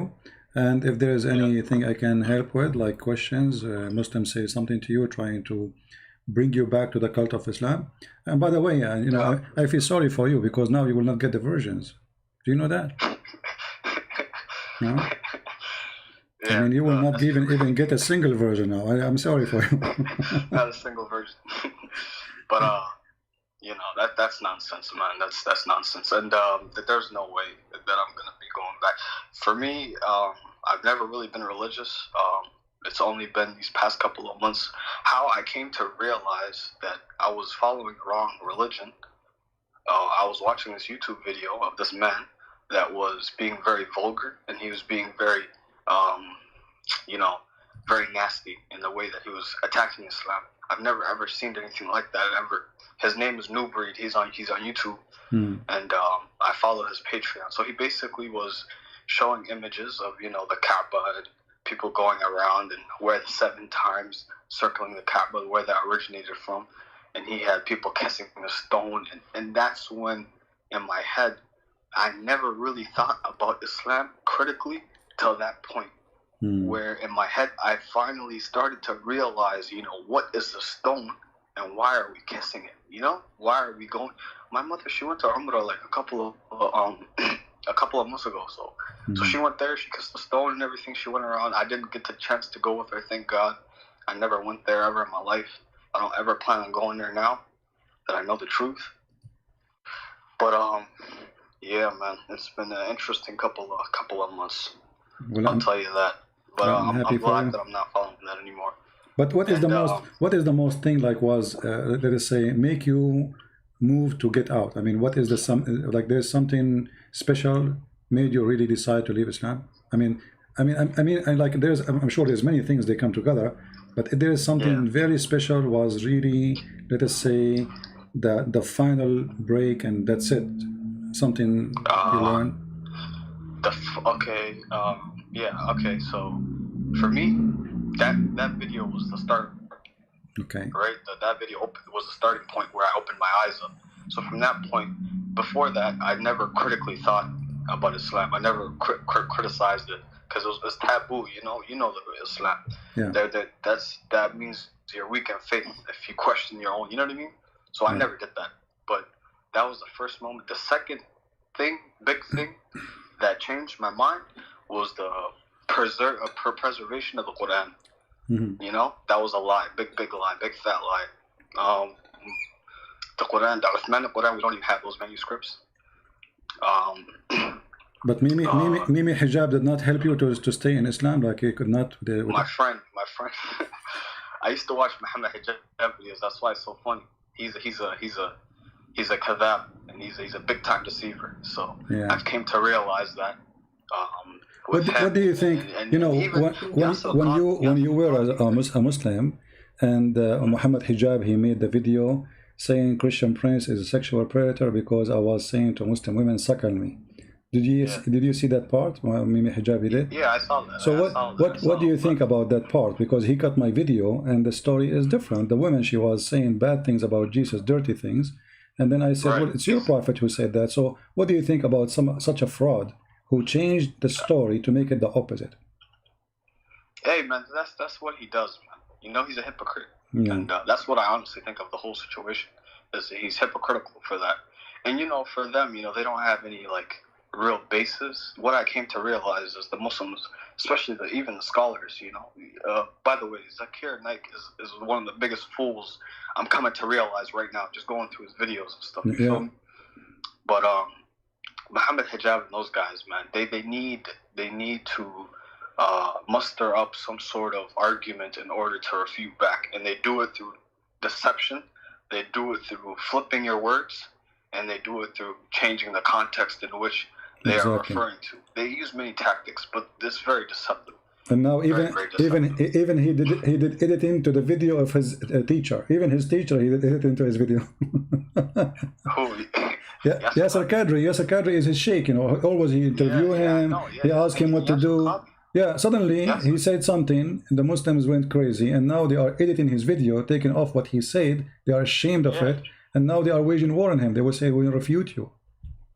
Exactly. Yeah, he took off. I saw how he took off the last 30 minutes of his interview, where they're and I found that clip on Yasser Qadri's channel. Yeah. I found that on his channel, and that's when I started questioning the preservation of the Quran. That video made me realize. So we can say that Muhammad Hijab, he helped you to leave Islam in this way, because if he did not ask that question, and he insists, you notice, he want the answer, like the guy he was trying to avoid says we should not talk about this in public, but Mimi, he insisted. So you should be thankful for Muhammad Hijab to leave Islam, not me. Absolutely. Oh yeah, I saw that video too, Speaker's Corner, where he told everybody, let's leave after Hatun Tash and Dr. J were exposing them with the many different types of manuscripts of the Quran that they found. The different Qurans. Yeah, I saw that video too. Yeah, I saw that. Man, that they do a lot of that stuff. That's not surprising to me, for me. Yeah. But those were the main two reasons why I left. You could also say the character and the moral example of Muhammad. Man, there's not a person in the history of the world that has been lied about more than Muhammad. But Muhammad, he have a good character actually. He is very much like like the Pirate of the Caribbean, Jack Sparrow. Jack Sparrow. You're hilarious, man. That's good. By the way, somebody saying that there is a Somalian Christian TV, so you need to search it so you can watch it if you like. Somebody is saying in the text. I've seen that. Yes. Right. So I follow them too. That really makes me smile, because that shows me that there's hope for my people, and ultimately I can help people in the future. But first, what I need to do is learn. I need to learn more about this religion so I can start exposing it myself. I was very, very angry when I figured out my whole life has been a lie. Very, very angry. So I'm going to direct that energy into learning and becoming a weapon against Islam. Hopefully for the future, because it's a dangerous religion, man. Yeah, it's a dangerous ideology. Yeah, we hope you will be able to help your people first, the Somalian people, because you speak their language, and you can help them better. Yes. All right, my friend. Anything else you want to add? No, nothing else. All right. I'm so happy for you. Thank you so much for giving me the chance to speak.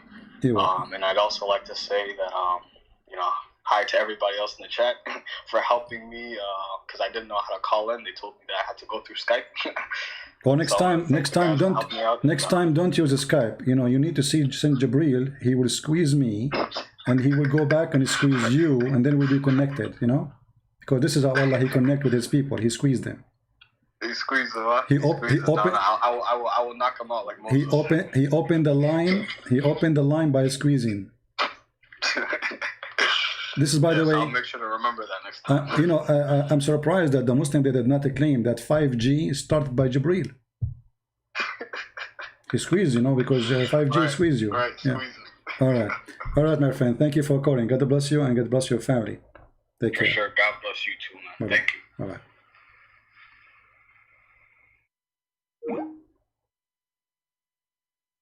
All right, that's wonderful. We have a Muslim, his name is Mahdi. Okay.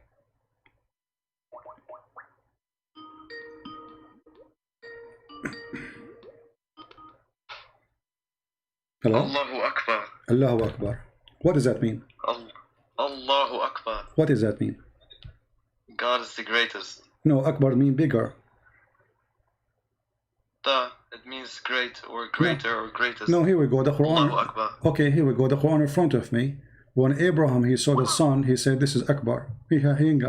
So he called me just to say Allahu Akbar. Okay. Yes, Allahu Akbar. So what? Okay, but how come how Abraham he worshipped the sun and he called it Akbar? There's no God except the God. You are not answering why Abraham the Muslims he called the sun Akbar. Is it the name of the God of the sun, and Allah is the name of the God of the moon? CP. Huh? Why we try to avoid? Here we go. This is the Quran. You speak Arabic supposedly, I'm assuming. Chapter 6, verse number 78. It's not a hadith. It's not a hadith. فلما رأى الشمس بازغة قال هذا ربي هذا أكبر. I'm asking you. You are the one who started with Allah Akbar. Don't change topic. Why Abraham? He called the sun Akbar. The hadith you showed in Tirmidhi about the... My friend, don't change the topic. Don't change. We will go to the hadith. We will go to the hadith. We will go to the hadith. Why Abraham, when you call me, you did not even say anything except... No problem. Allahu Akbar. Allah is small. Allah is big. Okay, you made me fart. Now, why Abraham, he called Allah... Why Allah, he called the sun Akbar? Can you tell me? I don't care. Allahu Akbar. You don't care? Muhammad okay. is the messenger of the God. Okay, yes. Guys, Allahu Akbar. He don't care. Okay, we care. We are laughing. Akbar. We are laughing at you. Secondly, the hadith I showed you, it says what? What the hadith I showed you what? The hadith about the Byzantines, then when the English translation says, then the following verse was revealed, does not appear in the Arabic. It's not in the Arabic? Okay, let us read in Arabic. Is that okay? You are a liar. Where's the word thumma? You are a liar. Okay, let us see. Okay, we will see. Okay, don't hang up, Potato. Don't hang up. I want you to read in Arabic. You see the coward here, hang up. He hang up. He don't want to read it. He said it's not in Arabic. Potato and the coward. I mean, you are not even a man to read what you said to me. It's not there. قال لما كان يوم بدر ظهرت الروم على فارس فأعجب ذلك المؤمنين. You're a potato. Allahu Akbar. Allahu Akbar. Your prophet, he said to you, when you say Allahu Akbar, that will scare us, we laugh. We went to Iraq, Muslims shout Allahu Akbar, they lost. We went to Syria, Muslims shout Allahu Akbar, they lost. We went wherever we go, Muslims shout Allahu Akbar, they lose. And here we go. You shout Allahu Akbar, you got busted. Allah Akbar, Allah smaller did not help you. Oh, the screen is not up, sorry. Let me put the screen. Give me a second. Here we go. عن أبي سعيد قال لما كان يوم بدر ظهرت الروم على فارس فأعجب ذلك المؤمنين فنزلت. When the day of Badr, in the day of Badr, the Roman were victorious over the Persian. And if you are a man, I challenge you to call and to read and to say, it doesn't say that. Coward. You see, he accused me to be lying, and now it's very embarrassing. We have it in the screen. Feel free to call and read. And you have no excuse, you know Arabic. Because if you don't know Arabic, how you say in Arabic doesn't say that, CP.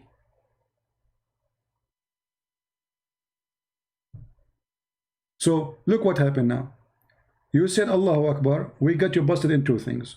Allah is the name of the moon god. Akbar is the name of the sun god. Allah Akbar is the moon sun god.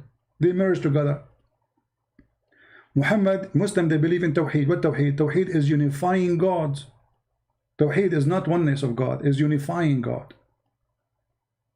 This is what Islam, religion of Tawheed. Tawheed is a word, mean unification.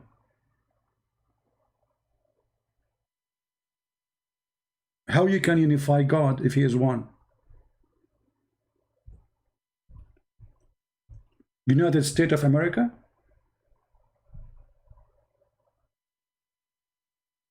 Even the Muslim translation, they translate the word Tawheed as the unity of Allah. how you can make unity of Allah. Do you see it? This is your translation. Unity of Allah. If Allah is one, how you do unity of Allah? So what I will do now, I will call Akbar, I will call Allah, I will call his daughters, and we will agree to make unity. Please don't make a fight. Let us make a unity of Allah. Hang up. People are laughing at you. Allahu Akbar. Allahu Akbar. Allahu Akbar. And don't forget to bend over, by the way, and shaitan take care from your bum. Do you know that? Do you know that each time you say Allahu Akbar, shaitan, he fart? I mean, look at the connection between gas breaking and the name of Allah according to your prophet. Look what you did to your prophet. You brought him humiliation now. Huh.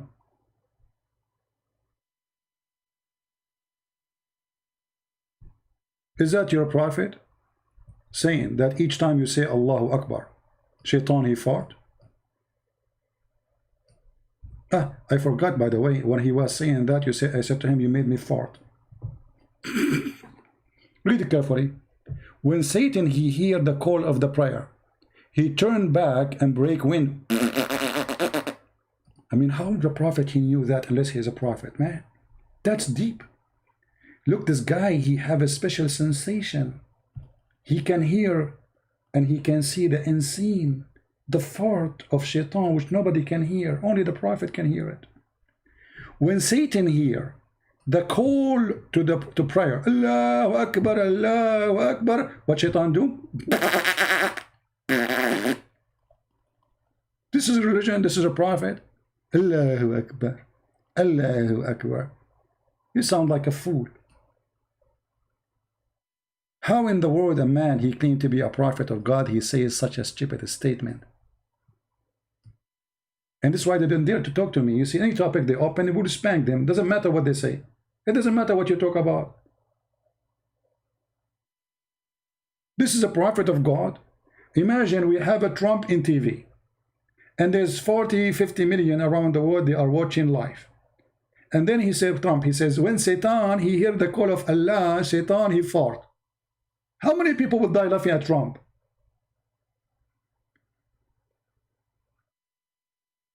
You are possessed by the devil Muhammad to the point you didn't see the stupidity. Allahu Akbar, Allahu Akbar. What does that mean? And Allah is Akbar from what? Allah comparing himself to what? To mosquito? God is comparing himself because Akbar in Arabic is, you know, like in English you say big and bigger. So Allah is bigger. Bigger from what? The answer is very simple. They used to worship idols, and the idol of Allah is Akbar, which is the moon and Allah having sexual intercourse together. How Allah he have 3 daughters? Anyone thought about the question? How Allah he have 3 daughters? He have sex with the moon. The moon god have sex with the sun god, and they have 3 daughters.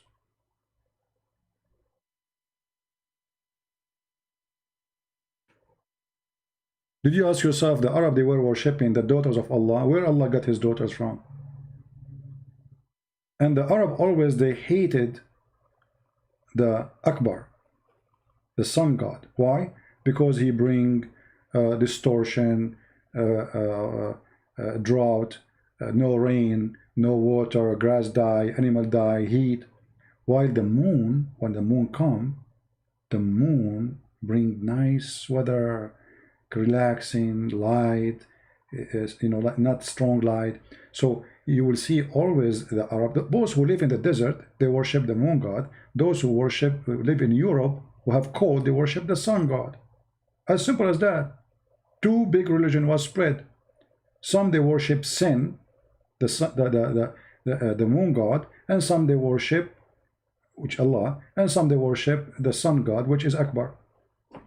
Actually, even the Quran, if you go in the Quran, if you go to the chapter of Yasin,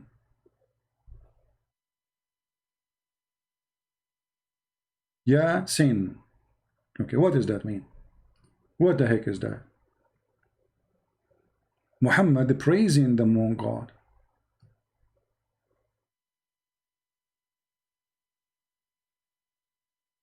Let's read. I forgot, reading is not good for you, it's not healthy. Look at the Muslims, guys, how to explain something in the Quran. Yasin. Allah knows best about what the meaning of those letters. Do you see the stupidity? So your prophet, he did not tell you what he mean by sin. He did not tell them. Why? Because he's a thief. He was stealing from the book of Waraq ibn Nawfal, who is a fraud. And he was mentioning great, you know, he is grateful for the moon god. Sin. Search right now in Google, who is Sin? Sin is the moon god. Ya is a word mean God. Sin is the name of the god.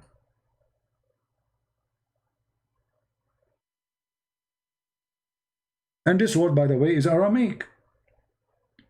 So why Allah, who is speaking to you in Arabic, as the Quran says, he say Ya, Sin, and both of them, they are not Arabic.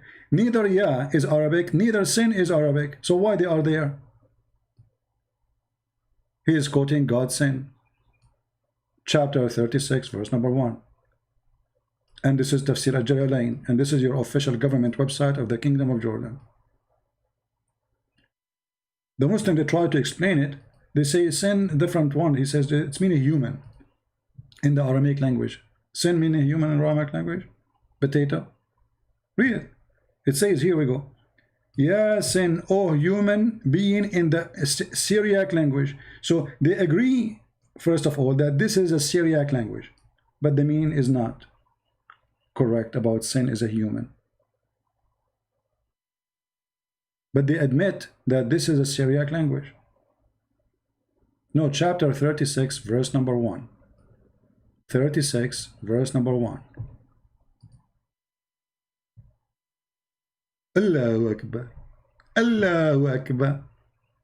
Allahu Akbar. And Shaitan is farting.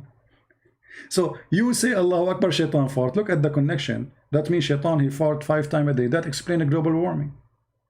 And people, they were complaining about global warming. Al Gore was making lecturer, forgetting that the most reason, it's not the cow, it's not the cars, it is Islam. Because as Muslim, they say Allahu Akbar, Shaitan, he fart. And what is fart? Is methanol. So global warming, you know, happening because of Shaitan. A prophet says so. There's a video of a guy in YouTube, you can watch it. You will die laughing.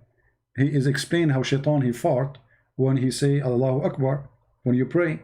And then he explained how Shaitan go inside your anus and he play with it and he block it for 20 minutes, 30 minutes, 1 hour. You say you go inside the bathroom, you think it's going to stay there for 5 minutes, and then you start pushing, You watch the video, I mean, you would die laughing. And the Muslim, they were dying laughing, and in order to shut them up, he says, the hadith says so, the hadith so, which means don't laugh. This is the Prophet saying that. The hadith says so. Which means it's not him, the donkey, was saying that, the big donkey is Muhammad. The hadith says so. No, the hadith says so.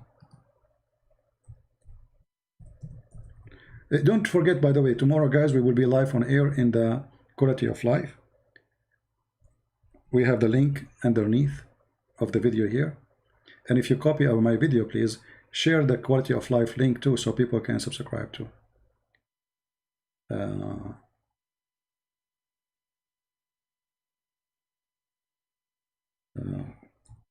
Let us see. Here we go. This is the video. I was looking for it. Satan, Islam, Satan fart. I think this is my video, but maybe you can find the original one, where this is in Sucre Studio. This is another one, when Satan fart. Satan fart. Oh boy. And you know, the Muslims, actually this is here, this one here, have the whole video, I think. This guy explained to you how shaitan fart, which, by the way, proven to be scientifically true. I mean, it's obvious. I mean, we cannot prove, you know. Scientists from around the world, they confirm those things. And look at this guy here. He's explaining to you breaking wind during the prayer. This is Islam. They focus on stupid things. Who is God? What God is about? No. You know, breaking winds. I mean, imagine Muslim, they pray their head facing the ass of the one before them. And then you fart. Satan fart. Let us show you how shaitan fart.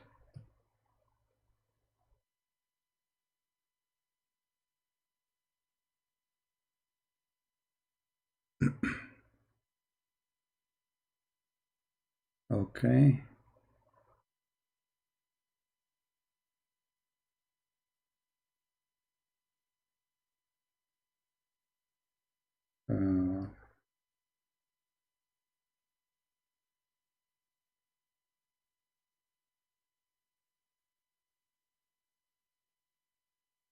Wisdom.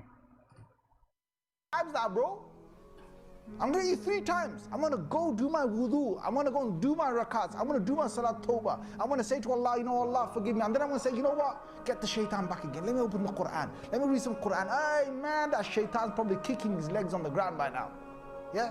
Then get up and do the adhan or something. Then shaitan will, I tell you, I'll be honest, hadith of Tirmidhi it says, yeah, when you give the adhan, the shaitan, he not only runs, but the hadith says lahu durat. You know what durat is? What? Durat is.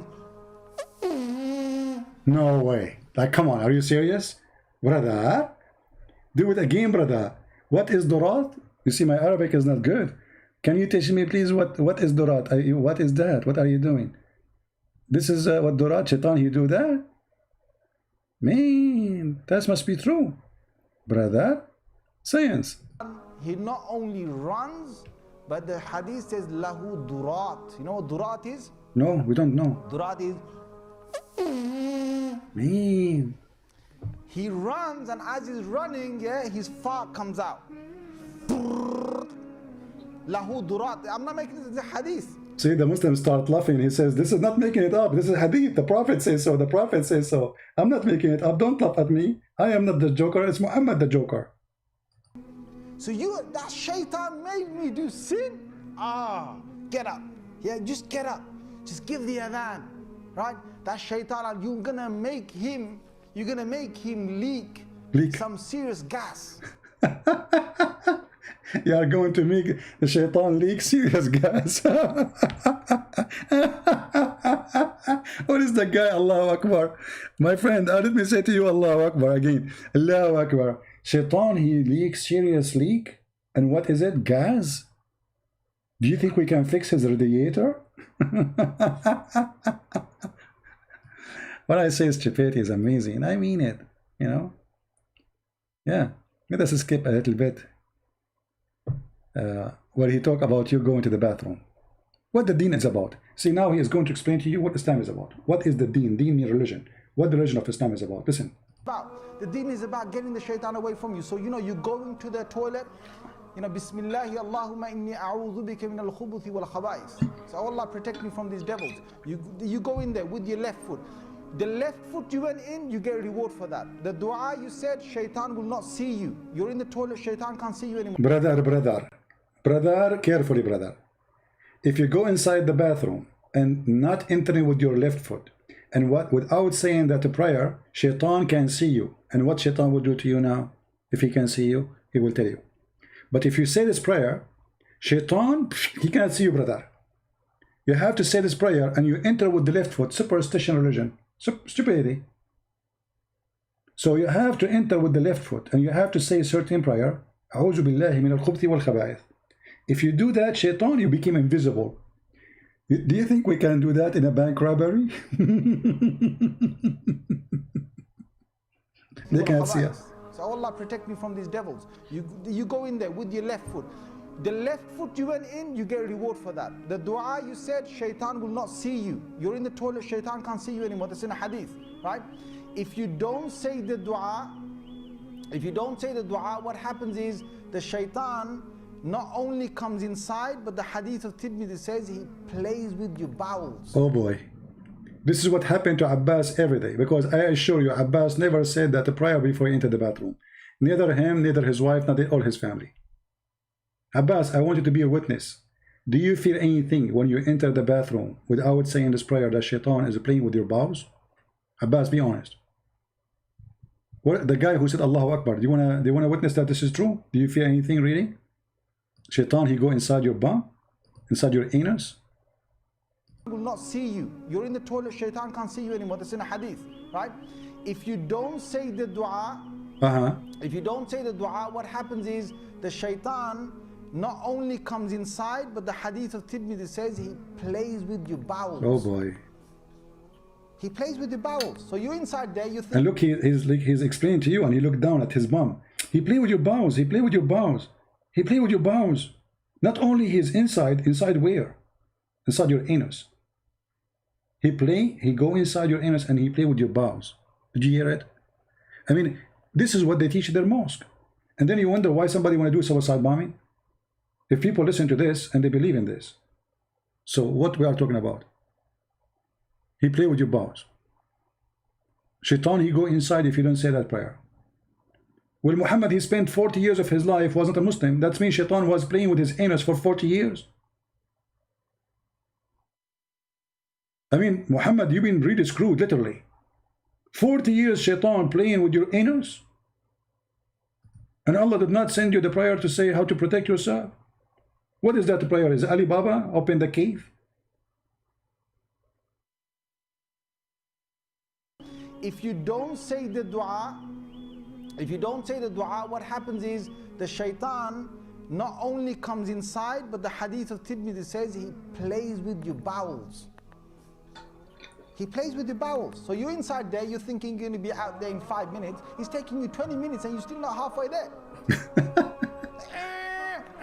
You know why? Because shaitan is going, ooh, la la. See, the hadith told you, the hadith says to us. You see, they start laughing, going crazy. So he want to tell them, don't laugh. Don't be stupid. The hadith told you, the hadith says that, the Prophet says so. Hello? The Prophet says so. It's not me, it's the stupid. It is Allah, Prophet, the stupid.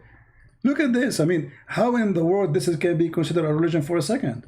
You know why? Because shaitan is going, ooh, la la. He plays with your bowels. So you're inside there, you're thinking you're going to be out there in 5 minutes. He's taking you 20 minutes and you're still not halfway there. You know why? Because shaitan is going, ooh, la la. See, the hadith told you, the hadith says to us, he plays with your bowels. Seriously? Yalla, he plays with your bowels. So you say the dua, Allah protects you. Right? You come out of the toilet, ghufranak, Allah forgive me. Even you have to say words after you get out of the toilet. Why? You have to say forgive me. Forgive me for what? For doing poo-poo?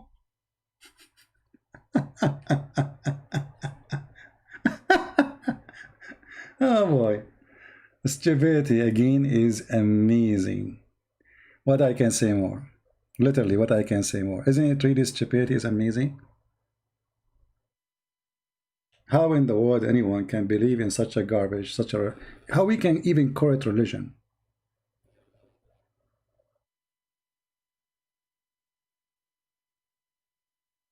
You know what I mean? Okay, we have an ex-Muslim. She have questions. Let's see what she want to say.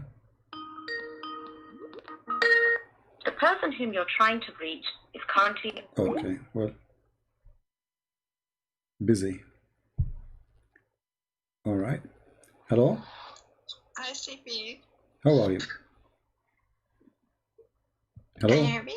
Yes, I hear you. Go ahead. Thank you so much for having me. You're welcome.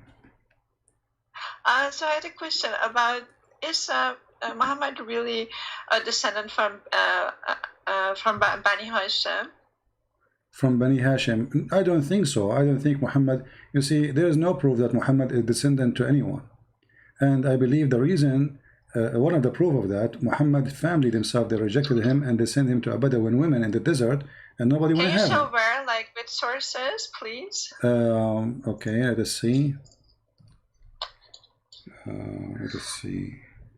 I was so happy you like took my call. Oh, you're welcome. You know, but sometimes because we say Muslims only. Yeah, it's so unfair, seriously. Well, you know, we have like other channel, the Quality of Life, and there we Yeah, take. but then you can't call about Islam. You're just sick and tired Yeah, of we Islam, don't- of yeah, course. exactly. You don't want to talk about 24/7. Yeah, let us see where we can get you some reference.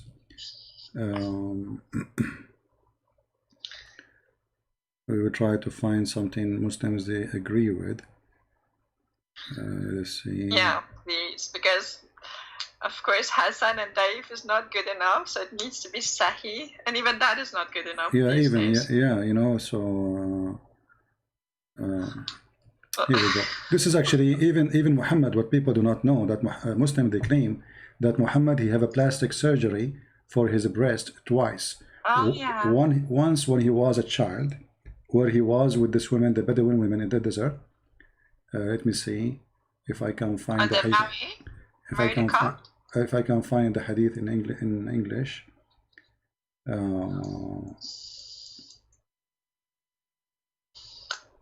Yeah, have you seen these little videos of you with cartoons, like where you just like are sort of like a man baby and you're lying?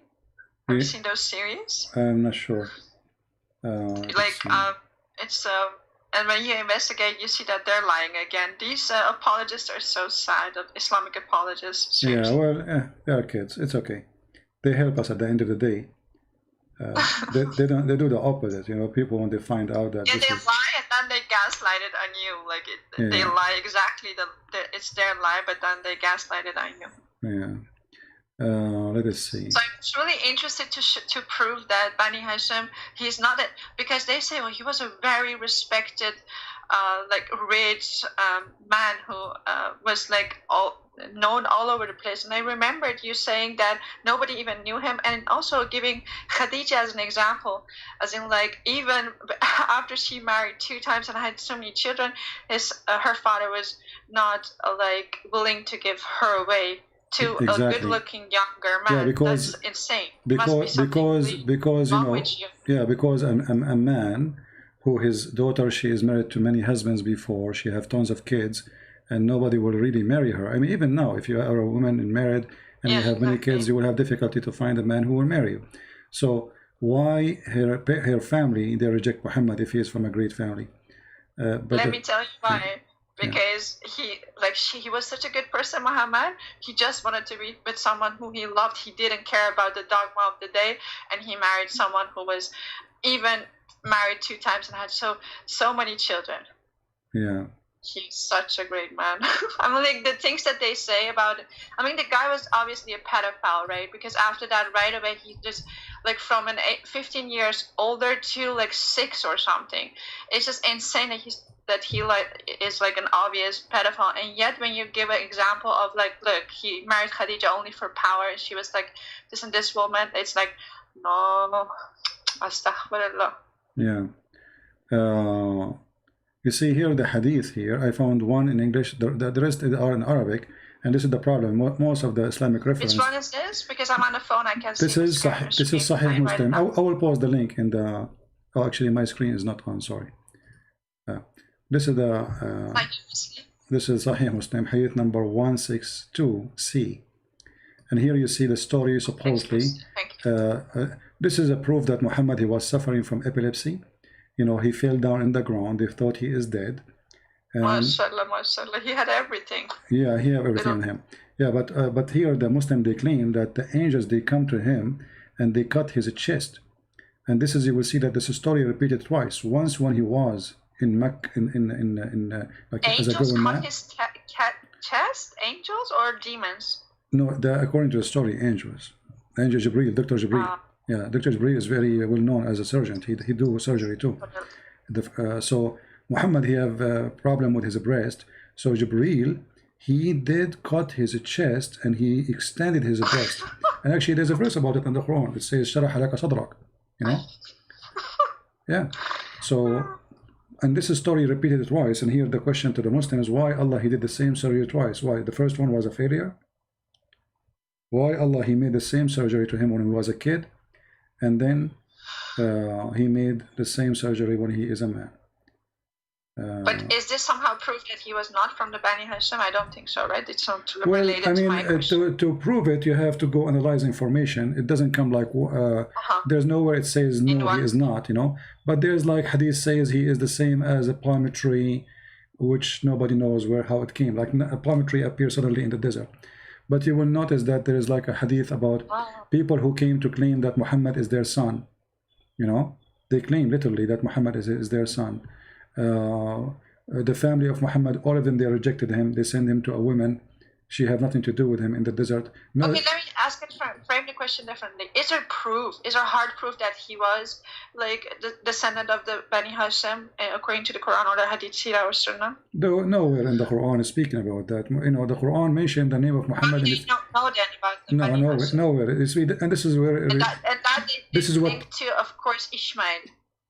This is what makes it funny. How come the Quran mentioned that this is the son of this and this is the son of that, and then when it's come to Muhammad, it says nothing about him. Who is his father? Where he is even born? Abdullah was his father, right? Yeah, but the Quran and he was dead 4 years before Abdullah is not his father. Abdullah is an Arabic word used for anyone who is unknown, slave of Allah. So if something happened and you saw somebody, a man doing something, let us say you are on the street and they ask you what his name, you say Abdullah, which means anyone, slave of Allah. I don't know, you know. So slave of Allah, the name of the father of Muhammad, proving two things. It cannot be the name of Muhammad's father because Muhammad's father will go to hell. So how he is a slave of Allah yet he will go to hell? Number two, all the sons of the grandfather of Muhammad, they have names of the idols of Quraysh. Muslim, they claim that the family of Muhammad, they are like the grandfather, he was Hanif, but this is a lie. All of us, we knew that from his children's Abdul Uzza, Abdul Manaf, Abdul Manat, etc., all the names, they are the slaves of the idols around the Kaaba. So if you say that Muhammad's father, his name is Abdullah, that means Abdullah was one of the idols, or Allah was one of the idols around the Kaaba too. Or you have to explain to me how Allah became with those. And what is the proof that Abdullah really was the father of Muhammad? There's no proof. Even their book says that Abdullah and his father, they have sexual intercourse with two women in the same time. So then how? Yeah, I mean, it's supposedly marriage. So, which means the same night, like they get married together in the same night. But it's like, you know, Arab marriage. So how then Muhammad, he is born 4 years after his father's death, if his father is Abdullah? You know? Like that just defies like the world how it works. But then the ones who are this deeply hypnotized with this thing, they will say, so what? So what? Don't you believe in miracles? Those are miracles. No, actually the Muslims believe that a Muslim woman, she can carry a child from a husband up to 10 years. Let us see if I can find you the reference. We showed it before. And all of this is just to cover how Muhammad's story happened. Let us see. We can use Google Translation to show what Muslims believe. And you will see how hilarious it is. Okay, let us open this page here. Okay, this is... I will put it in the screen so everybody can see. This is Islam Su'al and Jawab, run by Sheikh Saleh Al-Munjid, very well-known famous sheikh from Saudi Arabia. It says here, the title, what is the longest period of a woman to be pregnant, you know, to carry a child? Translation from Arabic to English. Let us see. And then you will see the hilarious answer. Yeah, the longest period of women to be pregnant. You see it? So here, if you go down and read the answer, you will see the following. First, second, here they give you the opinion, because Muslims, they have many sects. So depend in the sect, but all of them, they agree together that women, she can really, the normal thing is like 9 months, then 2 years, then 3 years. Look here, 2 years in the doctrine of the tap, this translation, which is not really good translation. 1 year according to etc. Muhammad ibn Abdullah al-Hakam. Then he says 3 years, which is saying of Layth ibn Sa'd. And then 4 years, which is the doctrine of Sufi. Mimi Hijab is a Sufi, by the way. So according to Mumi Hijab, his wife, she can deliver a child 4 years after he divorced her. He's a Sufi. No? And the Hanbali too, they have the same, you know. And the Maliki, this is the Islamic sect are four, and those are 3 of them. They agree with the 4 years, and they can go more. Here it says 5 years according to Imam Malik, the Maliki sect. They believe woman, she can have a child 5 years after 5 years after the divorce or her husband pass away. 6 years according to Az-Zuhri and Malik. And then he says 7 years according to Sa'd Rabia. And then it says, and this is the same version of Az-Zuhri and Malik. And then it says, and they really believe this. I thought they thought it was and miracles. There's no they limit. believe that this could actually biologically come to be. Well, this is what this is the religion. That's it. You cannot debate it. This is what they believe. And then even some of them, they say there's no limit, which means a woman, her husband maybe died 40 years ago. After 4 years ago, you know, she delivered a child, if this is possible physically, and she will claim that this is from her son. Actually, there's a woman in Somalia. They were going to practice Sharia law on her, and then the lawyer, he showed them the reference that a woman. So what? Because they took her to court. Because 2 years after her husband passed away, she delivered a child. So obviously she is doing illegal relation, you know. So they took her to the court, and then the lawyer, he showed them that according to Islam, a woman, she can deliver after 7 years. There's no proof that she is committing adultery. Use a purpose, then you know. So, if you define so he saved her. The laws of nature. You can maybe use it in court. Yeah, that's the only place you can maybe abuse it. So he saved her from being stoned to death. Because Islam teaches women she can be even don't limit. There's no limit in some opinion. There's no limit. When woman she can, you know, there's no limit. She could be pregnant for 100 years. Yeah. Well, Subhanallah. All right, my dear sister. I learned a lot. Okay, thank you so much. I have a million questions, but you have other stuff to answer. But thank you so much for answering my question. Thank you very much. Take care. Bye bye. God bless you. Bye-bye. Yeah, actually, I got to go soon. My room here is getting so hot. And I'm not putting the fan on me, so the fan will not hit the microphone. But I'm literally sweating. You know, I'm burning. Very hot. We don't have the luxury. Anyway, so as you see, guys, when we change Muslims to show us something real about the religion, there's nothing. It's an empty cult, stupid cult. Shaitan farting, Shaitan take care from your anus. I mean, imagine what kind of a prophet he says, Shaitan, he take care from your anus when you pray. I mean, what is that? Based on this, Abbas, he have no hair in his anus. Abbas, take a selfie for us. If Shaitan, he take hair from Abbas each time he pray, either Abbas, he is not praying, and that means he's a kafir, or Abbas is praying and should have no hair there. No hair. Because Abbas, not only he put his foot in his bum, in the bum of the believer, and he pull it out, and he will not stop until he make you fart, and he hear it and he smell it. This is what the Prophet said. Prophet of farting. Peace upon him. I mean, Muhammad, he have a specialty. You can tell his specialty is about farting. He have a lot of a specialty, a lot of skills, we have to admit. If Muhammad was exist today, we will open the university of farting and hair taken from your anus. I mean, this Shaitan is really evil. Why he's doing this to the Muslims? And those things happen only to the Muslims. We Christians, Shaitan don't take care from our, you know.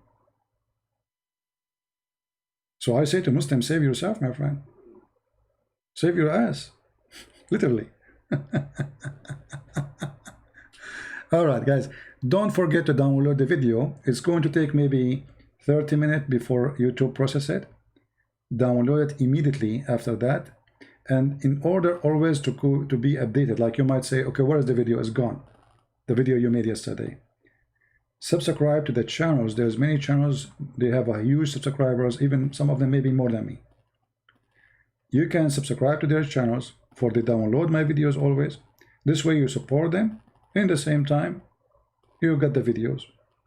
And don't forget, tomorrow we will be in the quality of life. We will be live, and all Christians are welcome to call.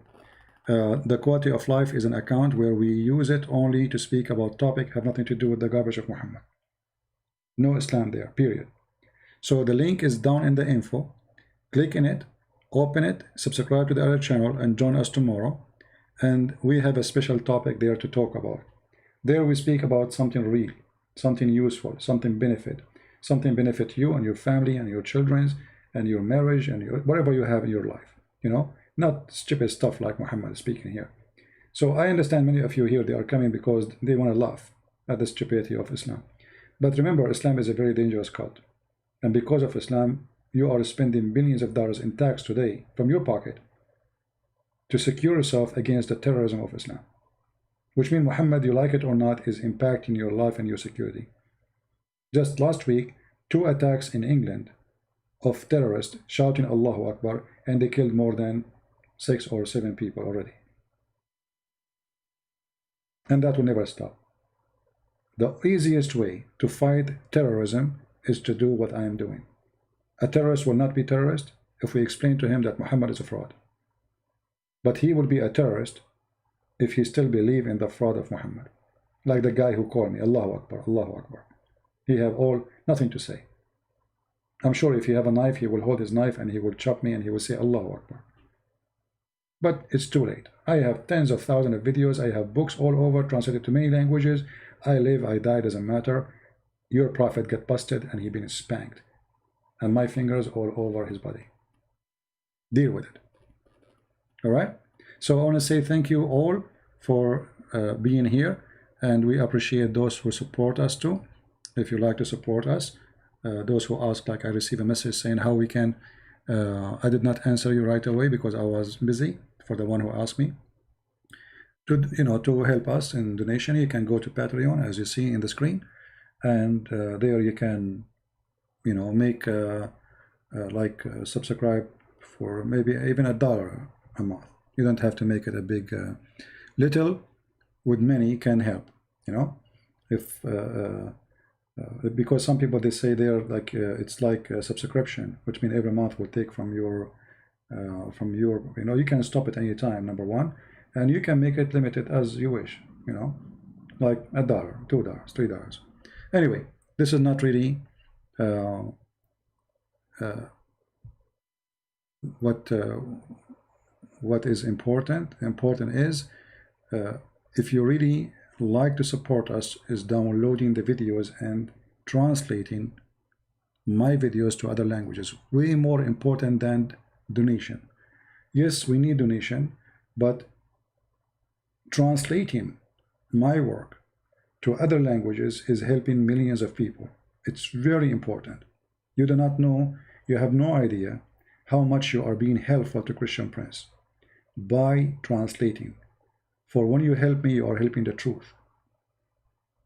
I appreciate all those people who translated my books to many languages, and all of them, they did not get a penny, for free. Very beautiful people, very amazing people. And now we have our books translated even to Indonesian. We have to Spanish, we have to Portuguese, we have soon we will publish my book in Malay language, and soon we will be in the Russian language, and soon we'll be in the Albanian language. Just wait, we have a series of books will be launched, and all will be those books we are talking about, like the books, especially for countries where they are poor. Poor countries, I will not charge people for the books, because I know they are poor. They cannot afford it.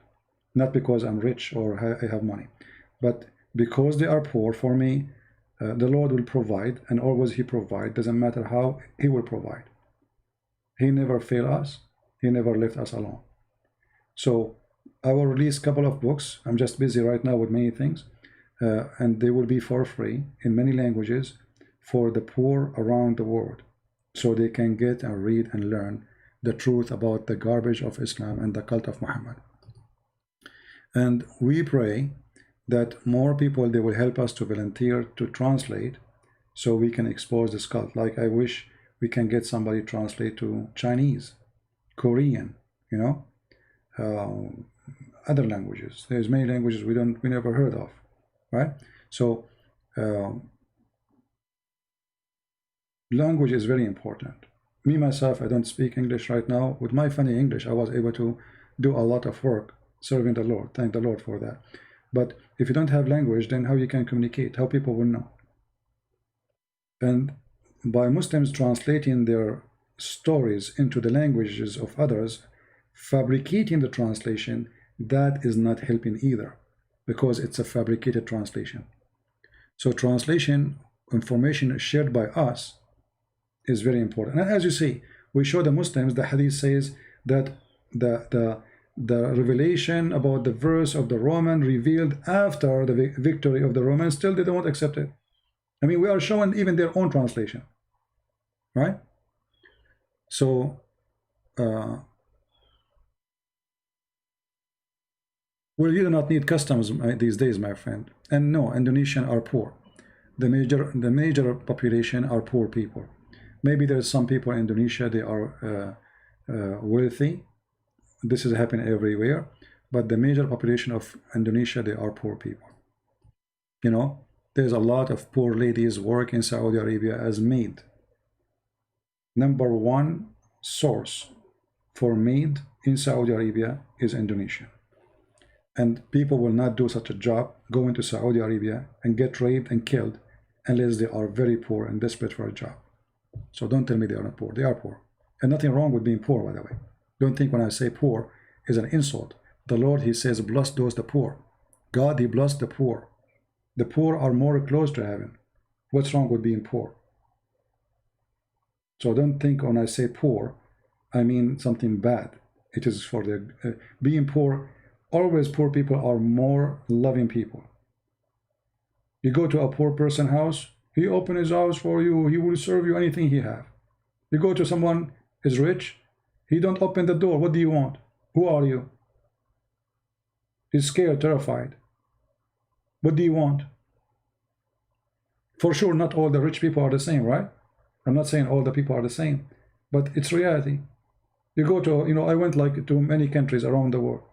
They don't even have a door in their house. They see somebody is a foreign person, they welcome him, welcome, get in. You know, I mean, they have nothing actually. Those they are really, they have nothing. They have nothing even to sit on. If you see how they welcome you, you will not believe it.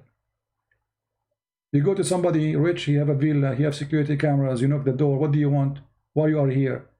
They investigate you. Nobody opened the door for you. So nothing wrong with being poor. Poor actually, you know, when people get rich, usually, not all people, as I said, they get spoiled. Richness damaged them. They became away from God, away from reality, away from that we are not going to take anything with us. So they became so much attached to that Jesus said in the Bible that the heart of the man is where his treasure is. Where is your treasure? If the treasure is money, this is where your heart is. If your treasure is God, it's with God. The poor guy, he don't have a treasure of money. He have his heart.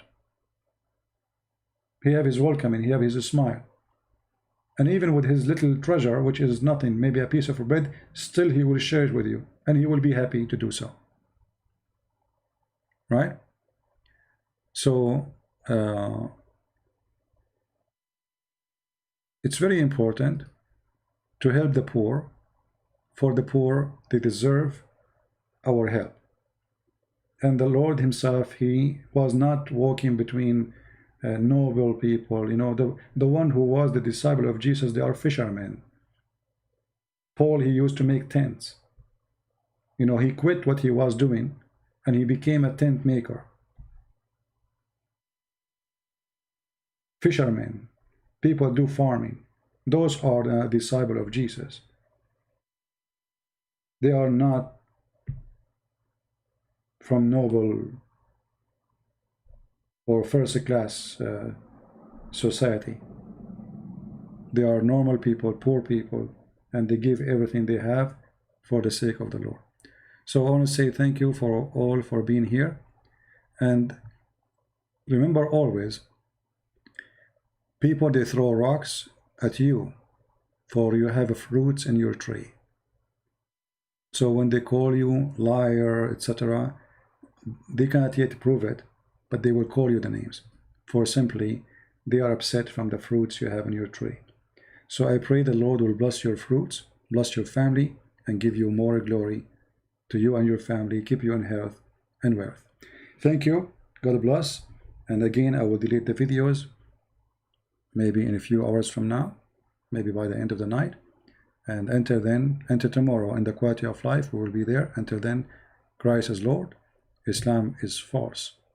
And see you soon. Take care. Bye-bye.